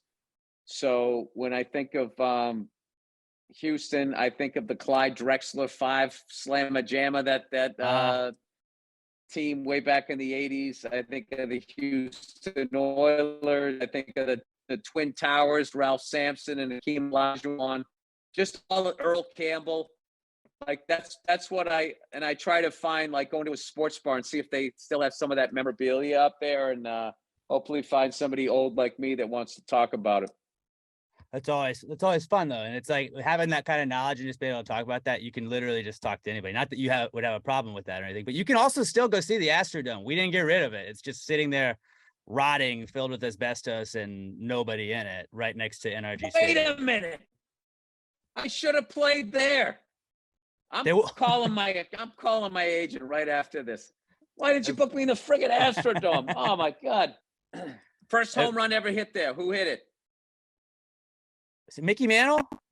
Yeah, towards the end of his career. You can't even picture him playing in a dome on AstroTurf, you know? It's just, I bet he went in there and he was probably thinking like, I think the game's passed me by. It's probably time to walk away at this point. I don't even know what we're playing inside fake grass. I don't even know what this is. Yeah, what the hell is this? Yeah. I've been a huge fan of yours pretty much forever. I mean, like Breaking Bad was my favorite show, and it was awesome. Like listening to you, and then you got on it, and like, just what is your favorite thing? I mean, I know you were in charge of F is for Family. You like aside from stand up, is it Chappelle's show? Like, what is your favorite project you've been involved in ever? Like that like is it F is for Family? Or is it the Chappelle show? Is it King of Staten Island? Do you ever miss the mustache from King of Staten Island? When I look at it, it's cool. Like when I see that look, but like I remember eating with it, it was not cool. And I remember shaving that off and feeling like, you know, I made it through the gig. I didn't get fired. You know, Judd Apatow's, you know, big, one of the big heavy hitters out there. So I had to make sure I did a good job. And obviously Pete Davidson hooked me up, one of my great friends in this business. They've all been great. I will say, you know, I had so much fun. King of Staten Island was just like a great hang. And it was so loose and so much like improvising. I just did a movie that I wrote with a buddy of mine, Ben Tischler, called Old Dads. We had a blast on that one. I've had a good time on all of them. I did a movie called Date Night. I had like, you know, 2.5 lines in it, but I had a scene, I got to stand there with Taraji P. Henson and basically watch her do a scene with Ray Liotta, rest his soul. Mm-hmm. And when he recently passed, I remember just thinking about like what a cool guy he was. Like he actually, I mean, I didn't have any lines in the movie, but like, you know, he just, you know, shot the shit with me and everything. He was just such a cool, nice guy. So I've had like a lot of those, you know, I got to do scenes with Pacino and Walken and stand-up guys. I've had a lot of those, like, feeling like I got sucked into my TV or into a movie screen, and you just can't believe that your life is somehow intertwined with these people for, you know, a couple of weeks or whatever. Like Breaking Bad, I was the biggest fan of that show, and all of a sudden I got a part on it, and I couldn't believe it. I just could not believe when I was standing there and they were hitting the clicker clapper thing, whatever they call it, and I just remember thinking like, they're gonna put my name with like the chemistry sign. And my brother was saying, dude, it's gonna be boron. It's gonna be the sign for boron. Oh yeah, like that on the periodical chart. Yeah, and it's just like you know, I was never a big Star Wars guy, but my younger brother was. And I remember standing there, I'm like, oh my God, I got a scene with like Boba Fett, even though it's not Boba Fett. But I think I did work with Boba Fett, like, because I did another one, there was 2 of them. It gets confusing over there. So like, yeah, just those types of moments is like, you know, getting to do stand up on Letterman and like, or I remember doing the Howard Stern show really early on. And him saying my name, I was in the green room. I had to turn the sound off. It was too weird. I was like, I can't believe, you know, I'm hearing Robin and that's Howard. And he just said my name and this is real. Yeah. The whole thing has just felt like, you know, I don't know, like I'm tripping or something. How cool was it? It was Lavelle Crawford, I believe, like in Breaking Bad, that scene of you guys just laying back on the money like that. Like, did it feel as badass as it looked when you were doing it? I remember the crew laughing. So I knew that it was going to be something special. Plus it was Breaking Bad, so you knew it was going to be special. But like, I had no idea all these years later that it would be like a meme or whatever. Yeah. I got 2 real cool memories from that show. Aside from what I've already told you, one was there was a scene I got to be in Saul Goodman's office, which I was like, yeah, it was unreal. It was like being in a diner on Seinfeld or something. Like, I can't believe I'm on this set. And the scene starts where it was Bob Odenkirk, Lavelle Crawford, and myself. The scene starts, and then Mr. White, Bryan Cranston, comes in. But for the first 30 seconds, it was just us. I remember thinking, going, how cool is this? That this is the best drama on television right now. And for these 30 seconds, 3 stand-up comedians are holding it down. And I thought that was so awesome. And I also got to, and the other one was I got to see Brian do the crawl space scene where he's underneath there and they doesn't have his money. And he goes from, it was like either crying to crying again, or laughing, crying, laughing, whatever the hell it was. I just remember right before we did the scene, he was talking to me saying, I did stand up for a couple of months. And he was just asking me, hey, how do you go about your stuff? We were just shooting the breeze. And they're like, all right, Brian, we're ready for you. And he just went in and did it. And then and I was like, oh my God, how did he just go do that? He was just talking to me. He just did that. That was unbelievable. And then he walked off set and came up to me and picked up the conversation like that unbelievable thing he just did never even happened.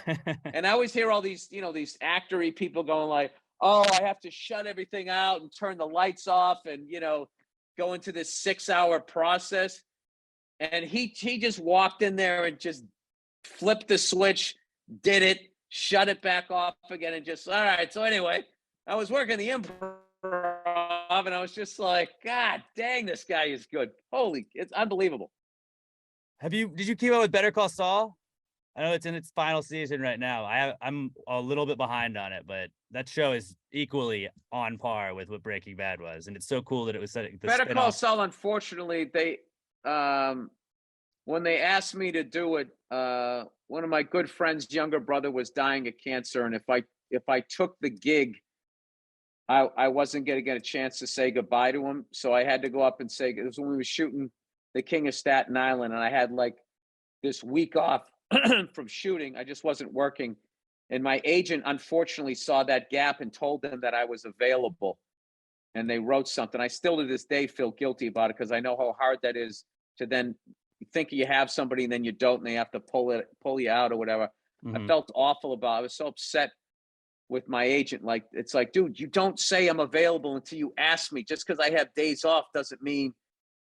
And they're like, oh, no, we'll smooth it over. I always wondered how they handled that. I probably ended up looking like some diva jerk who was doing a movie, but I was like, I was able to email Vince and let him know that that's what was going on. And I hope that, because, that just sounds like an excuse though. Like, the dog ate my homework, to be like, oh, I have a buddy's dying of cancer. Like, there's something about that. I hope that, whatever. I think it's a little better excuse than the dog ate my homework. I know, but like horrible timing, but we got to wrap it up. Right. But I was able to go up and say, goodbye to him and hug him and everything like that. So I did do the right thing. All right. Well, and on that cancer note. Yeah. And on that cancer note, Bill Burr going to be in town Friday, September 9th at the Toyota Center. Get your tickets now. Dude, I love everything you're in, man. Obsessed with all your work, bro. And thank you so much for giving me the time of day, man. Same to you, man. Thank you for helping me sell tickets. I appreciate it. Have a nice Anytime. day. Later. Bill Burr's interview is brought to you by littlemshop.com, littlemshop.com. A little bit of this, a little bit of that. If you want t-shirts, you want stickers, you want air fresheners, the best air fresheners in all of the world. You want some little mirrors. You want a little bit of this, a little bit of that. You want keychains. You get custom keychains. littlemshop.com. littleemshop.com is where you go to for all of that good stuff. littleemshop.com. If you use our promo code PTG69 at checkout, you're going to get 10% off your order. And if you spend $10 or more at littleemshop.com, you're going to get free shipping as well. So you get 10% off your order and free shipping. You spend $10, use the promo code PTG69 at littleemshop.com. Give them a follow on Twitter, littleem tweets, and at Little EM Shop on Instagram. Let them know you support the people supporting the podcast. littleemshop.com, the official sponsor of that Bill Burr interview and the Not Cool segment that we'll get to right now. Not cool, man. Dude, that's not cool. Not cool. Not cool. Dude, that's not cool, man. Dude, that's not cool. Not cool. Not cool. Dude, that's not cool. Not cool. Not cool. All right. If you have a not cool throughout the week, just something that makes you say, hey, man, that's not cool. Hashtag PTG not cool to at Pass the Gravy Pod. We're going to pick some of the best ones each week that you guys submit and read those to you. Let's start off with some listener submitted not cools right off the bat. This one's from David Ruiz at David_Ruiz90 on Twitter. And he says his not cool is waking up to a swollen right eye. Who the fuck did I fight in my sleep last night? I mean, this is just something that happens to everybody at some point, right? Like, I mean, you're probably just sleeping and like whack yourself in the face while you're asleep. That's one possibility. I would say maybe that's the most likely possibility. Ghosts. Let's not rule out ghosts. But did you check to make sure you weren't burglarized? And maybe they just tried to punch you to keep you. Maybe you woke up and tried to stop them, but you don't remember it, and they just punched you. He said it's swollen. He didn't say it was like bruised or anything.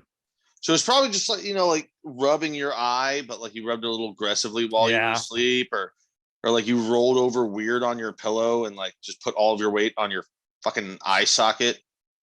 Or maybe your girl punched you in your sleep because you were being a dick in a dream.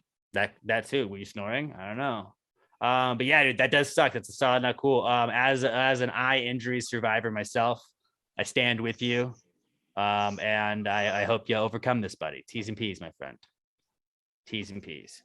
Let's move on to our next one. This is from Brandon Whitehead at Brando Whitehead on Twitter. And Brandon says his not cool is I got up on Saturday morning to mow the lawn with my all electric mower.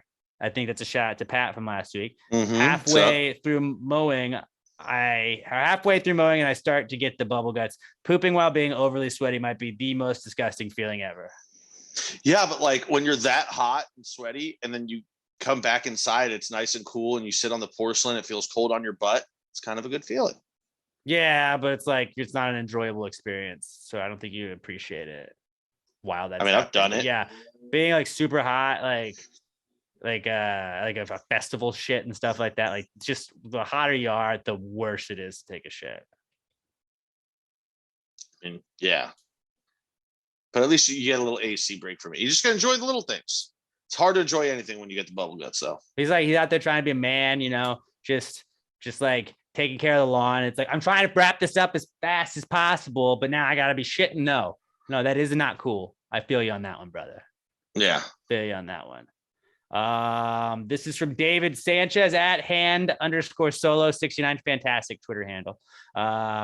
David says, I guess since the Rod Ryan show is on vacation again, so are Alex's rise and grind posts. How am I supposed to start my day now? See, Pat, I put this in here because you always make fun of those, and you're like, nobody fucking cares. People care. I get the people care. I get the people moving. I didn't say that people didn't care. I didn't say they weren't good. I said they make me want to punch the fucking screen just because there's people like that out there that actually exist. You know what, David? Let me give you one. This is a little bonus one for you to get you through the week. All right, man. Hey, man. I know you're missing me. I know you're missing your rise and grind post. But sometimes, gets me to thinking. Sometimes you don't realize what you truly had until it's gone.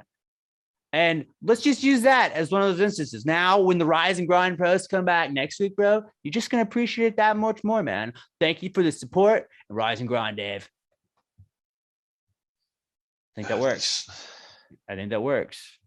It's just gotten so cookie cutter at this point. It's just easy. I could make a whole book of these. This out all day, every day.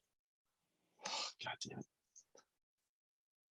The book would probably sell like 60,000 copies too. It would, and I'd be like the next Gary Vaynerchuk. Everybody'd fucking love it. This guy just got to think about what if your whole family was dead, huh? And they're not though. So you got that going for you, all right? Not such a bad day, is it? I want to do that. I'll bring that on Monday. Like, what if everybody you know got murdered? That didn't happen to you. Now some schmuck like you trying to get through work, trying to act like you got the worst problems in the world. Maybe somebody's family got murdered, huh? I was at my grandmother's funeral the other day, and it made me think like life is short, but it takes a long time. So use that time, rise and grind, bros. It's up to you what you do with all that time, man. All right, bruh. All right, bruh. Just rise and grind it. Just rise and grind it out. Yeah, dude, I appreciate you. I appreciate your support, bro. The Rise and Grind posts. I didn't know if I was gonna end them, but now you know what? You've made me officially decide they're coming back on Monday. All right, love you, buddy. Ashley Wilkins at Buster Healer Mix has a not cool for us, and she says her not cool is recovering from surgery. I have limited sleep and pain meds don't always work. I've been really uncomfortable for 5 days now. Yeah, when your body's just like, what the fuck do I do? Like you go through some sort of surgery. I don't know what the surgery is, the T's and P's. But like when you go through any sort of like surgery or like having to like rest up or you got a sprained ankle and you gotta have it elevated, like this fucking sucks. Throws you out of whack, gets you out of rhythm. Yeah, that's not cool. It's a solid not cool. T's and P's. All right. Our last listener submitted one we're going to go with this week. It's from Raimundo Benavidez at Kmundo B on Twitter. He had submitted a Big Brother themed WWJD. That's why we didn't use that this week. But he says, my not cool is Alex getting me hooked on Big Brother. And now I can't stop following Twitter or watching live feeds. Yeah, dude, it's addicting, man. It's a lot of fun to get into when you realize like it is a reality show that you can watch 24/7. Essentially, that makes it even better. And I've always said that is the sport that gets me from, the end of like hockey and basketball. I mean, baseball's always going on. I still watch baseball, love baseball. I know Mundo does too. But it gets you to the start of the NFL season. And just enjoy that. Getting to watch like a show that never goes off is a lot of fun. And then also tuning into Pass the Gravy Bro, where myself, Pat, Emma, Chris Hogan, and also the wonderful Allison Marson, who has joined the crew. We're going to weigh in, at least some of us, some combination of that group is going to weigh in on the night before or the night of's events live on Facebook. You can go tune in, or you can listen whenever you want, wherever you listen to Pass the Gravy Bro. Just subscribe to it, Pass the Gravy Bro, on anywhere you listen to podcasts. But yeah, it's been a lot of fun. I think this season's definitely been better than last season. And I've been off this week, so I've been watching a ton of live feeds, and I think it's getting juicy. I think we're getting juicy here in the next couple of weeks. The Big Brother game should be changing up. But Pass the Gravy Bro, give us a follow on Twitter, Instagram, and at Pass the Gravy Bro is where you follow us. At Pass the Gravy Pod, follow this pod. At Pass the Gravy Bro is where you follow the other ones. We do power rankings. It's all kind of fun, and I love getting to like interact with everybody that's tuning in after the episodes. Although if we want to do a preliminary not cool, because of the January 6th hearings being moved to prime time instead of in the day, Big Brother was moved. The Thursday episode was moved to Friday, and then the Friday episode was now moved to where it's going to be a 2-hour-long episode on Sunday. Extra long Big Brother on Sunday is cool, but like, am I more mad about them moving Big Brother than I am about January 6th? I don't know yet, but the fact that I have to question that, I am. The fact that I have to question that, that's what you've done. That's what you've done. I don't fucking know, man. It's One something that happened over a year ago, man. We'll read about it in the papers tomorrow. I don't fucking care. Quit ruining my show. Do you want to do it during Monday Night Football too? Maybe you have a fucking hearing during Monday Night Football on ESPN. Let's do that. It's a great idea. One of these things affects me. The other one did not affect my life in any way whatsoever. So yeah, I will say I'm mad. I don't give a shit. Everyone in the country acknowledges that they were fucking idiots that were there. I'm furious. Let's just let me watch my show. Care less about January 6th. Interrupt my show. Yeah, it's like I always say, like with protests, it's like I don't care what you're protesting. I am immediately against you if you block my way in traffic. If you block traffic that I am stuck in, I am mad at you, and I hope whatever you are wanting doesn't go your way. If you interrupt the show that I like watching, if If you interrupt the show that I enjoy watching, I don't care what you're showing. I'm pissed off about it. Yeah. I hate hurricanes. Happened that when day? there was a hurricane, they interrupted Big Brother, and I was fucking furious about it. And everybody knew I was furious about it. I fucking hated hurricanes, and now I hate the January 6th hearings. Yeah, nothing that happened that day or nothing that's going to happen from the trials will in any way affect my life, even in the slightest, remotest way. So I don't call fucking that privilege. care. Call it whatever you want to call it. But I'm not in a tax bracket where anything the government does affects my day-to-day life. I don't fucking care. I don't care. Exactly. So yeah, just let me live my life in fucking on peace. A Big Brother related note, fuck that shit. Robert, what are you more mad about? Big Brother being moved to Sunday or the January 6th? If you had to pick one. I had to go back to the restroom actually. Answer the big question. I'm gonna go ahead and just say January 6th. I'm gonna go ahead and say January 6th. Wow, you're the only one on that side. Picking sides. Yeah, I've not watched Big Brother at all. I used to watch it because this was January 6th a lot. No, I haven't either. No, but I used to watch Big Brother a bunch because in case Alex ever had to do it himself, like, I could always join in that time. I appreciated that. But now you guys have like 30 hosts, so co-hosts. Got 5. We got a smorgasbord. Yeah. We got all the people covered. But it's a fun show. Pass Great Bro. Subscribe to that as well as a recent study pod. All right, Robert, what's your not cool this week? I have this camera here. And a few days ago, an SD card, one of these broke, like a piece of it broke and got stuck in here. So now this card doesn't like fit all the way in. It won't stay in. And I can see the little piece in it, in this little slot. And I've tried using like pliers, and I even bought a can of compressed air to maybe try to like blow it out.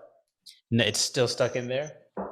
So I'm probably gonna have to take it to like a actual camera repair shop place. That really sucks. Yes.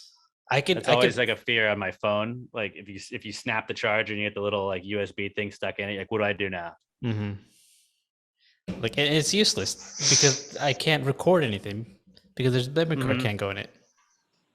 So how much do you think that's going to cost you to bring to a camera store? I have no idea. I can see the part. The fucking pain in your voice. I can see the part. No idea. Like I can move it with this little Swiss Army knife that I have. Like I can move the piece that's broken, but I just can't like grab it and pull it out. Can't get it out. Yeah. Yeah. And I could probably take the camera apart, but I don't want to do that. Yeah, it causes more problems than like fixing anything. Hopefully you'll take it in there and they'll be like, you know what? Like they'll figure it out in like 5 seconds. I have a little tool to do that. Like this happens all the time. I'm like, you know what, dude? I'm not even gonna charge you for it. Yeah, that's the fingers crossed. That's what happens. You always get that like a car guy sometimes. So you're like, I don't know. I thought this was a bigger problem than it is. Like, no, dude, just like turn this button off. You're good. Don't worry about it. I bet that'll happen. You're a good dude. So you'll probably get that. That happens to people like Robert that are good people, not like me and Bat. They're like, fuck you. We're gonna take you for everything you're worth. Like, okay, cool. Really, yeah, because I don't know. It's a really good, not cool though. Oh yeah, very good. Pat, what's yours? I got 2. So one of them, I keep like one of these little notebooks in my pocket at work just to write stuff down, or like some days I'll just make a tally sheet. Like somebody forgets to bring ketchup to a table, bam, tally, you fucked up. Bam, bam, That's bam. fun. It's a fun and I just make tallies of people fucking up. And the other day I left it at home. But we had these like little, they're supposed to be for like spraying chemicals at the end of the night down drains, like for bugs and shit like that. But it's supposed to foam up the chemical, and they never work for that. But I figured out what I could do is I just pump them and then I spray air at people. And that day I figured out the same day that I left my notebook, I was like, okay, guys, here's what's going to happen today. If you fuck up, instead of giving you a tally, I'm going to sneak up behind you and just spray compressed air at the back of your head. And that'll be your tally for the day. And I got one guy with it. And then 20 minutes later, somebody hid it from me. And I haven't been able to find it since. And I'm really fucking pissed off. Just buy another one. You gotta have like a whole. Well, there's we have more in storage. I think somebody took it and just moved it to storage so that I couldn't be hitting employees with compressed air. But let me do this, or eventually I'm going to snap and start telling them what I think about. Have you them. thought about That's not putting gonna be good stickers for on them? morale.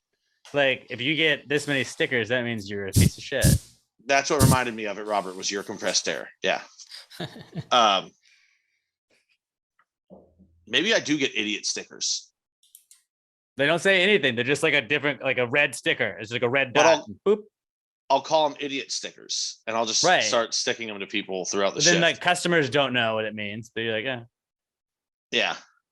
And my other one that I have is because I have a new car and new insurance rates and stuff. I have Progressive. They send out another one of those snapshot machines that'll like, it registers when you brake too hard and blah, blah, blah, all this shit. I got 3, and it'll beep when it registers something. I got 3 of them in the past 2 days. One of which I just pulled up to a stoplight. This beep. And I was like, it was a regular, what the fuck? And just regularly, I wasn't going fast. I rolled up slow to it and it beeped at me. The other 2, it's just, and this is the same reason that when I first had Snapshot, why I only got a B on my driving, because I drive on I-10 and assholes like to slam on their brakes in front of me. There's literally nothing I can do about it. And one of them, we're going, and we're probably going, 45, 50, because there is some so we're not going the full speed limit, but we're just going. And I've got room in front of me, and then they just slam on the brakes. So I try as slowly as possible, and I get up on their bumper. You hear the beep. And then one of them, it's because the dude cut me off and then slammed on his brakes. Yeah, you didn't take that into account, do you, Progressive? It's just there's nothing I can do when you're driving in traffic and people slam on their brakes. What the fuck? Just call Flo. She'll figure it out. Let this be the Flo. You hear that beep, and it doesn't go, oh, this should make me think about the way I'm driving, because I'm driving fine. All it goes is it just makes me get road rage. Now you get mad at that thing. No, I don't get mad at it. I get at the cars around me. It's just, why can't it'd be people funny if you better? were mad at the device and stuff. You're like, fuck you, Progressive. Maybe I should just unplug it when I'm on I-10.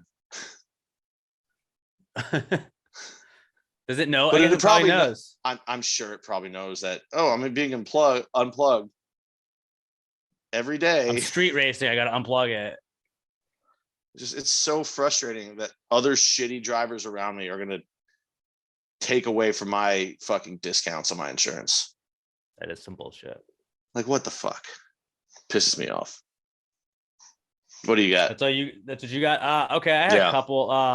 One of them, the lesser one of the 2, is I got a new phone. My other one was kind of overheating, and it was getting really hot when I was on FaceTime, or if I went for a run, it was just not just hot from being outside. It was I was like, this seems bad, and I needed it said service immediately on the battery, and so I was like, I'm just gonna get a new battery, maybe we'll figure it out. And they were like, yeah, I mean, you can do that, it's out of warranty or whatever. They sold me on a new phone, and I was like, fuck it, let's do that. And just getting a new phone, it's not as bad as when you have to change credit cards, but it was having to log into all the shit that I'm like, fuck. I ordered DoorDash, and I was like, I don't remember my DoorDash information. Having to send yourself a backup password email to get into all the stuff. I texted you guys at one point. I was like, what's the password gravy info? And then I figured it out, but I tried 4 times to get in and forgot what the password was, and it was logged out. And just having to get back into all the apps that you use, where you I'm going to go pay a bill tomorrow, and I haven't logged into my energy one, where I gotta pay my electricity. So it's I'm gonna have to remember that, or send the backup password to my email. It's just a pain in the ass sometimes.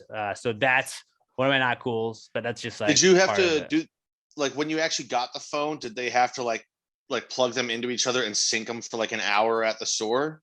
They did, and it's at the Apple store, everybody else is also doing that, so it took forever. And then it's just why does it take an hour to transfer from one phone to the other? Because it just bogs down, because it's all of the information you have, but it's also bogged down. The Wi-Fi is bogged down because everybody else has to be connected to Wi-Fi to use it, and they're all connected to the same store Wi-Fi. And at one point, I was like, okay, I got all this stuff, technology.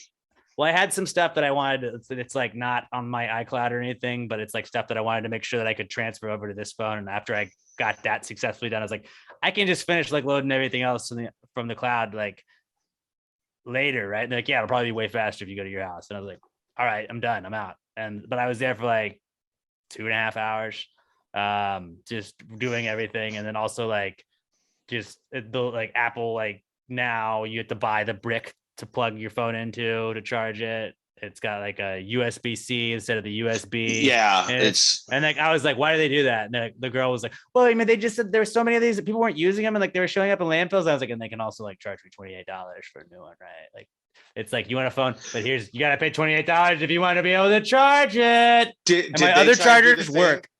My other chargers do work for it, but they were like, well, this one is like the super fast one. Oh yeah, this one works better. And also, but it doesn't come. Did they try to do the thing where it doesn't come with the phone though? You have to buy one.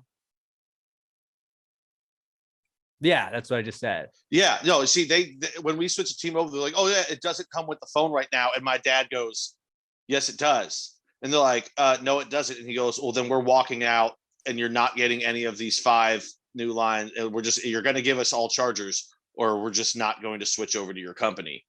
And they were like, "Okay."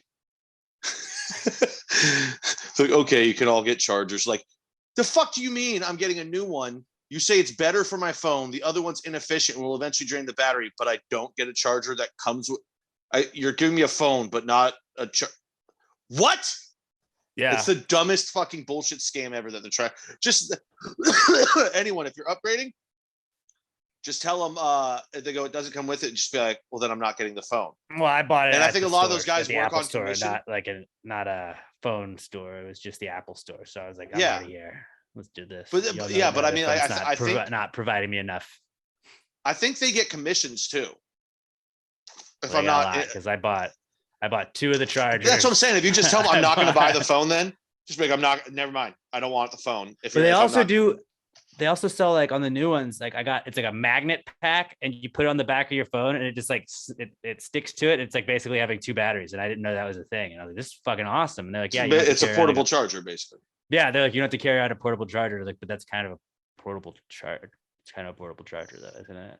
Well, yeah, but you just don't have to carry around another portable charger. But I had to carry. Like, but it's just bulkier in my pocket now. Okay, cool. So yeah, I got a new phone, just all like logging in on everything. That was kind of a pain in the ass. It's a minor not cool. And my big not cool, it was a self-induced not cool. I went to the grocery store over the weekend. I was gonna get some stuff to eat. Emma was out of town, and I was like, you know what, I'm gonna get food for the weekend. I had the cart was ready to go. I was about to pull up to check out, and I reached in my back pocket and didn't have my wallet. Wallet wasn't in the car. Wallet was, I have like a whiteboard that I have my keys, I put my glasses, and I put my wallet all in the little basket there when I get in. And I just left without grabbing the wallet. And that was just a sad, like, walk out of the grocery store with like a full cart where I'm like, I really hope they don't move this. And they moved it. And I had to go get a lot of the stuff and just kind of pick up all the stuff again. And yeah, just forgetting your wallet when you're that far in. It wasn't like I was walking in. Which no matter what, when you forget your wallet going into a place where you're gonna have to use it, you're like, fuck. To drive all the way home fucking sucked. Yeah, I mean, I've still never done it, but for that reason, the other day I finally set up Apple Pay on my phone. Yeah, I need to do that. I suggest you do it. It's very simple and very quick. Like, I thought it was gonna be a whole convoluted process. Takes like maybe 5 minutes to do, and then like I just went to a store real quick and tested it, and it's works perfectly. But not everybody accepts it. That's the problem. No, they don't, but like grocery stores do. Yeah, I had it on my Apple Watch, which I had to resync, and I needed to put that back on there. But it's like you feel like a wizard when you're like, bing, yeah, I paid for that shit. We have people all the time that they'll be at the restaurant like, wait, do you accept Apple? Like, mostly it's like kids with to-go orders. They're like, you take Apple Pay, right? And we're like, no, dude, we're a family-owned restaurant. And like, oh, and I'm like, dude, just call your mom and she can read me off the fucking credit card number. I'm like, we don't have Apple Pay, man. But it's like, it's nice in a pinch when like you can use it, but it's like I never would want to just rely on Apple Pay or any of like the digital pay, because there's a lot of places that kind of do it's a good backup. But yeah, so I didn't have that, and it was not cool. It was not cool. And that's what I had this week. I mean, it felt way worse than I feel like the story is, but it was just like, this fucking stuff. Oh no, it's a fucking pit in your stomach feeling. Getting shit, yeah. I was just glad that I hadn't, like, that would have been way worse if I was like at the belt, like the lady was like, all right, and your total is this. I'm like, oh God, because then they got to avoid all this stuff. Like at least I got I was one step before that. And then also you get that feeling like, did it fall out of my pocket somewhere? Did I just lose my wallet? I had that like pit in my stomach, and I was like, we're not going to freak out until we get home and realize it's not there. And I was like, I don't recall grabbing it. And when I got home, I saw it was there. I was like, okay, thank God, we're good. Thank you, Jesus. But yeah, so that was my not cool. Now we'll move on to the answers segment. This is where you guys ask us any questions you want. You want relationship advice? You got a high thought, an idea you want to pitch to us? Hit us up at Pass the Gravy Pod I'm at Alex J. Milton, Pat's at not Pat Dion, Robert is at Robert Barbosa03. Use the hashtag PTG answers. That's how we'll get to them. This is the answers segment. Well, if you just answer the question, why just answer the question? Be honest, no big deal.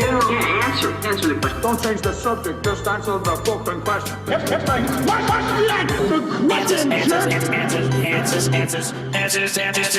Answers.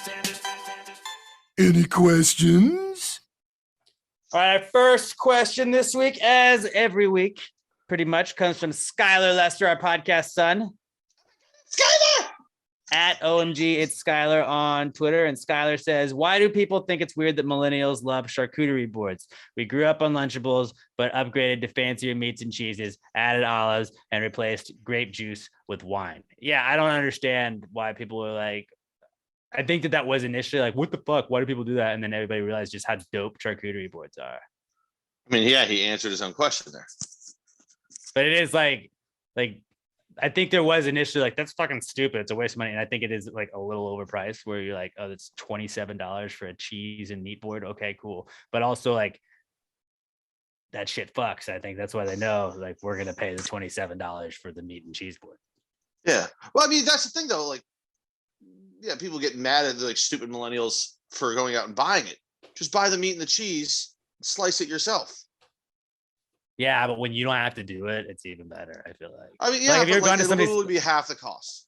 I like the people like when you go to their house, like they're like pros at charcuterie. Like Emma worked in catering, so she's really good at like making like the flour. She can like make the meat look all like floured out with like the cheese and like it goes well. But like when you go to somebody's like, oh, you have pecans in yours? This is interesting. Wow. There's like a little jar of like a baby jar of mustard. And you're like, what does this go on? And like, we have little mini bagels right here.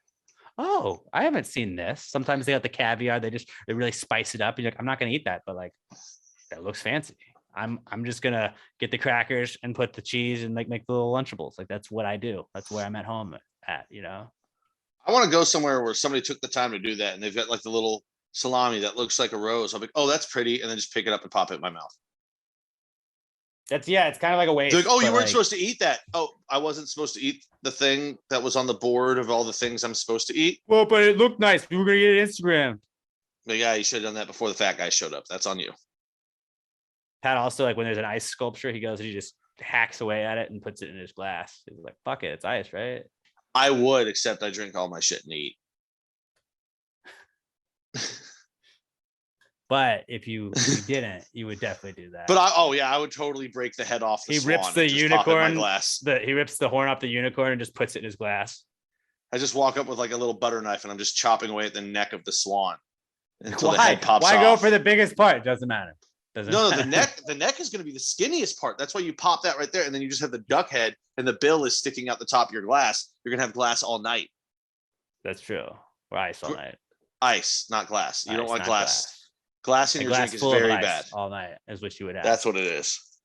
Our next one comes from Alex O at Alex McThunder1 on Twitter, and he says, "How does Cat Dog take a shit?" Robert, are you familiar with Cat Dog? Not really. I've seen what it looks like, but I never did attach a picture. Yeah. Yes. Half cat, half dog. Heads are on opposite ends. The only logical answer for that is that they shit out the other one's mouth. I'm going to go with an illogical answer. Cat Dog is like the leader of North Korea, Kim Jong-il. The Cat Dog works so hard that he burns off all the excess energy and has no need to poop. Cat Dog doesn't not poop. Cat Dog turns all the food it eats into pure energy, and there is no waste. It is a perfectly efficient animal. I think they just got to shit out the other one's mouth. In fact, Cat Dog should be studied to create renewable, clean energy for the world. And then We will have no need for fucking weapons that Bane will turn into a nuclear bomb and threaten Gotham with. So something to think about. Yeah. All right. Yeah. Got a little deep on you on that one, didn't I? There we go. All right, moving on. Our next one is Mikey Paul at It's Just Mikey P on Twitter. He says, why is it acceptable for women to wear bikinis in public, but they're shunned for wearing a bra and panties in public? I guess is what he means. I would just say we got to chalk it up to the patriarchy. It's the patriarchy trying to keep women down, and we are fighting the patriarchy every single day on this podcast. And I think a woman should be able to walk around whatever she wants to walk around it. I mean, yeah. I mean, the whole thing is it's the beach. It's that people wear skimpier things at the beach because it's hot outside and you're going somewhere. I mean, I don't really want to see your bush poking out the top of your underwear like when you're in a business meeting. What if they trimmed it? All right. It's just, here's what it is. If you're attractive, you should be able to. If you aren't, you aren't.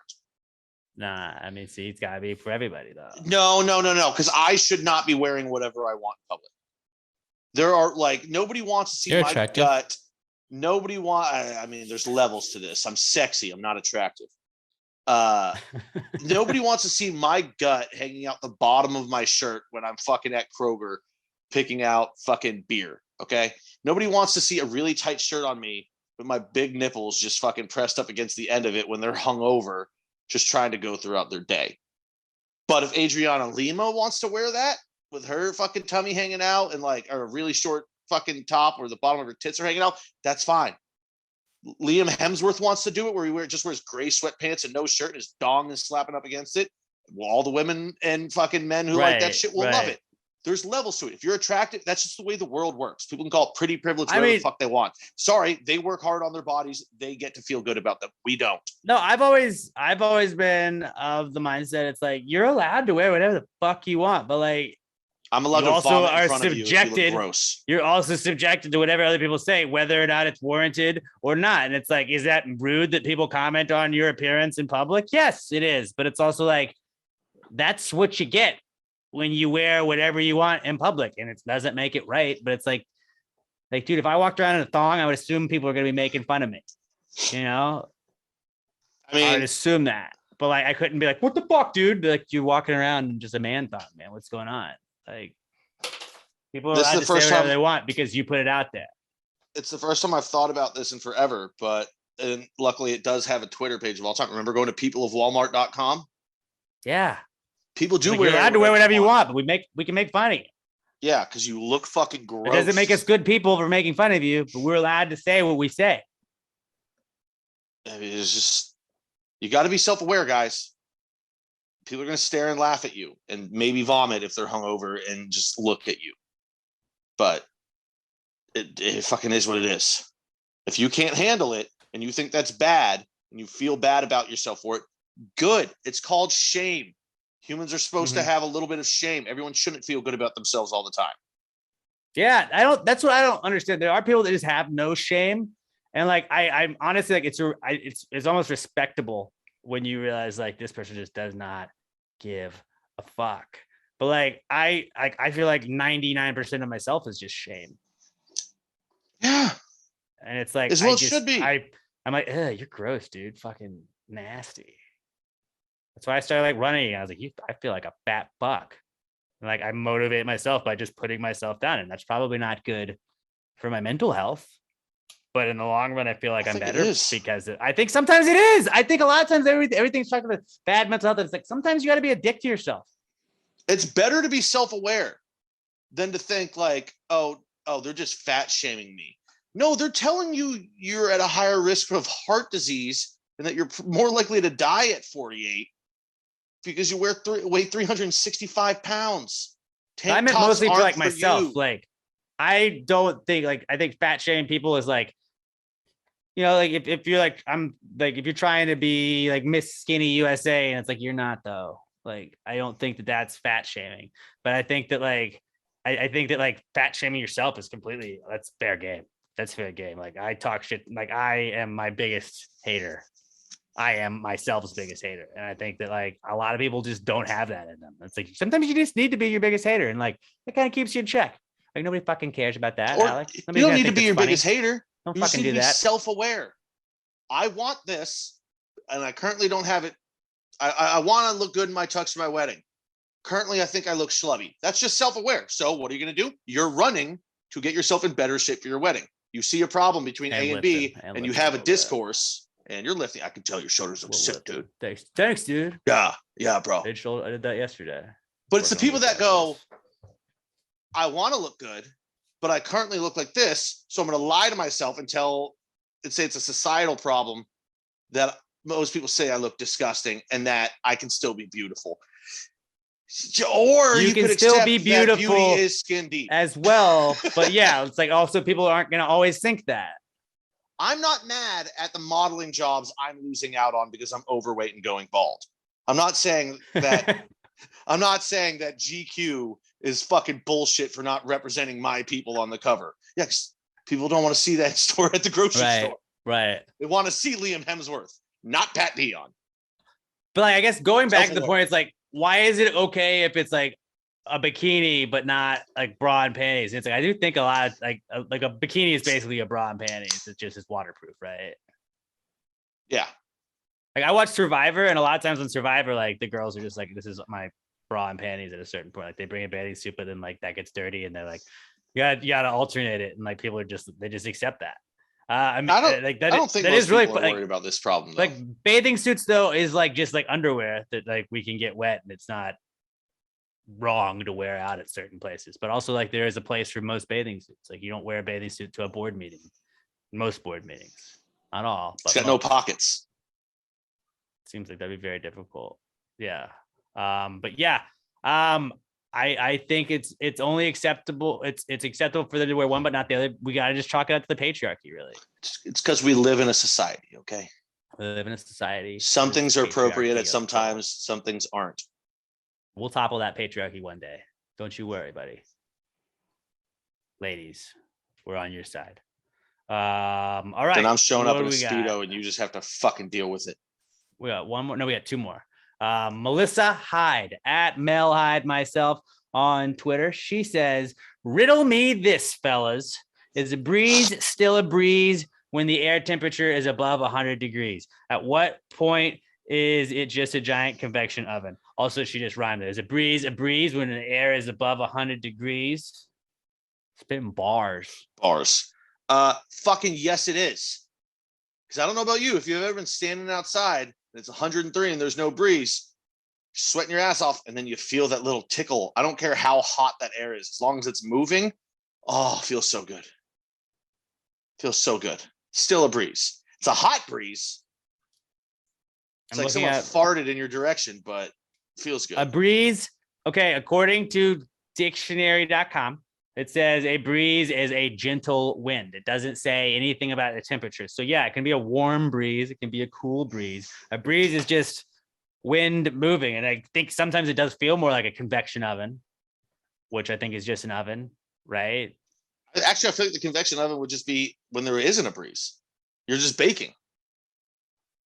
Right. But I think she's trying to say hot. Like is it not a breeze after a certain temperature? No, it's always a breeze because a breeze is just a gentle wind. The wind feels, I mean, I agree with you, Pat. Like, I think any wind feels better than no wind. And you're somebody that drove around with no AC in your car and just were relying on just wind that was hot wind, but it was still wind. It's like, I think some wind is better than no wind. It is still a breeze.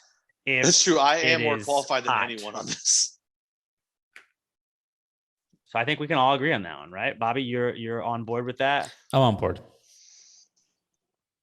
All right, especially because Robert is also someone that has worked outside a lot, like doing fucking shoots and stuff. If you're just sitting there and it's hot, it sucks. You get that little bit of a tickle of a breeze on the back of your neck. Just some movement of the air is always like, all right, this is better. This is better.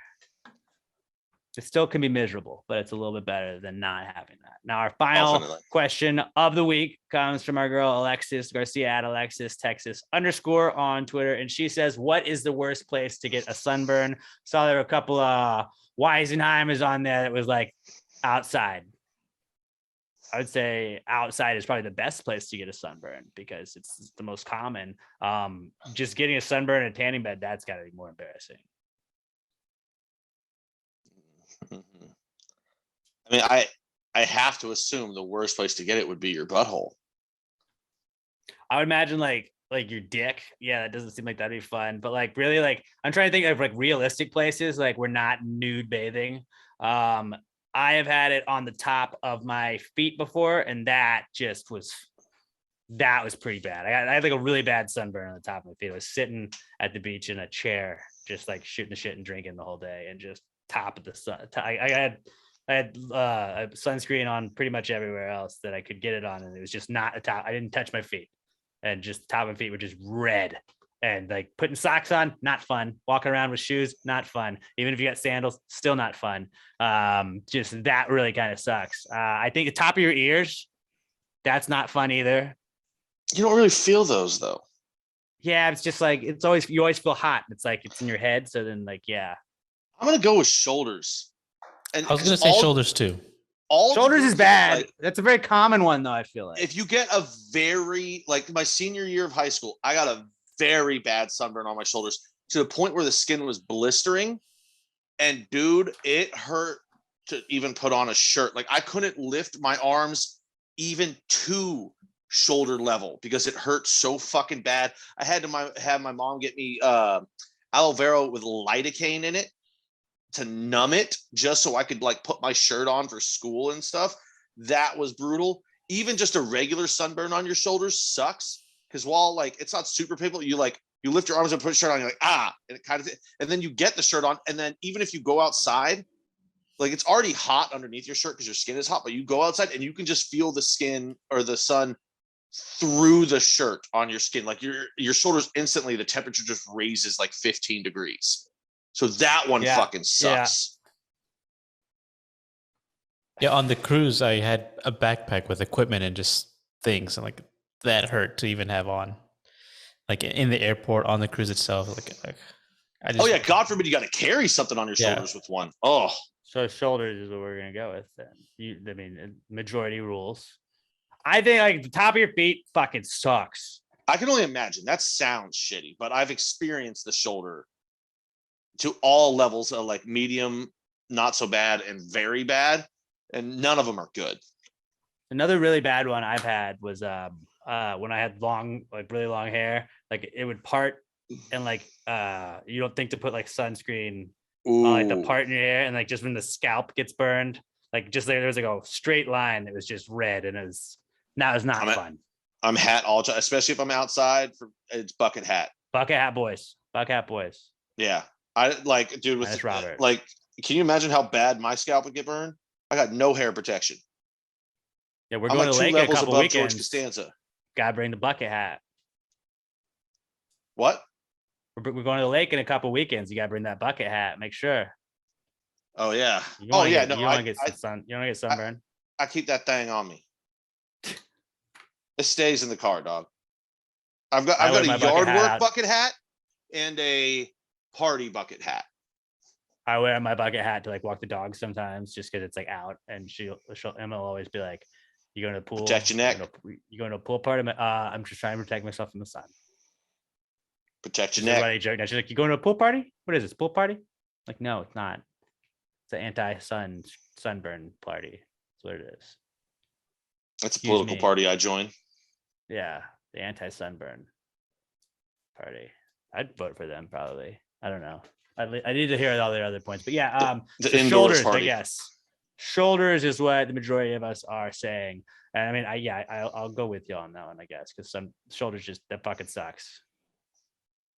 But yeah, if you guys have any questions for us at Pass Grade Pod, hit us up using the hashtag PTG Answers. That is how we get to them. Answers at passgradepod.com is also how you can email them to us, but we do prefer Twitter, and you can go passgradepod.com as well to find a way to reach out to us as well. But we do check Twitter way more often, so you're way more likely to get that.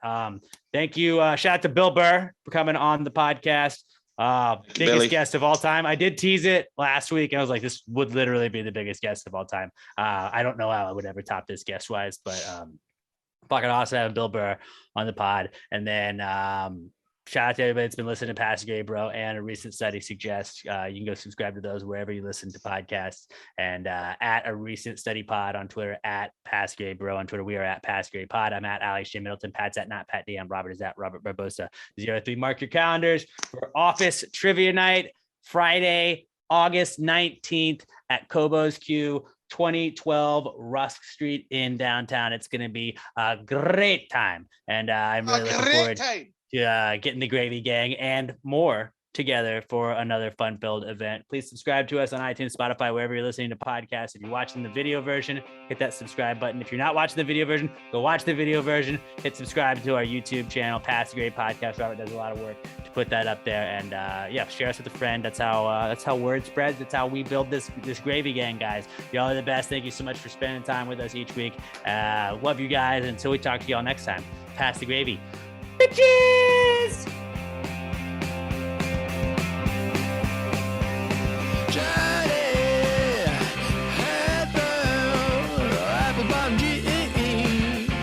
Boots with the fur, oh, Papa's looking.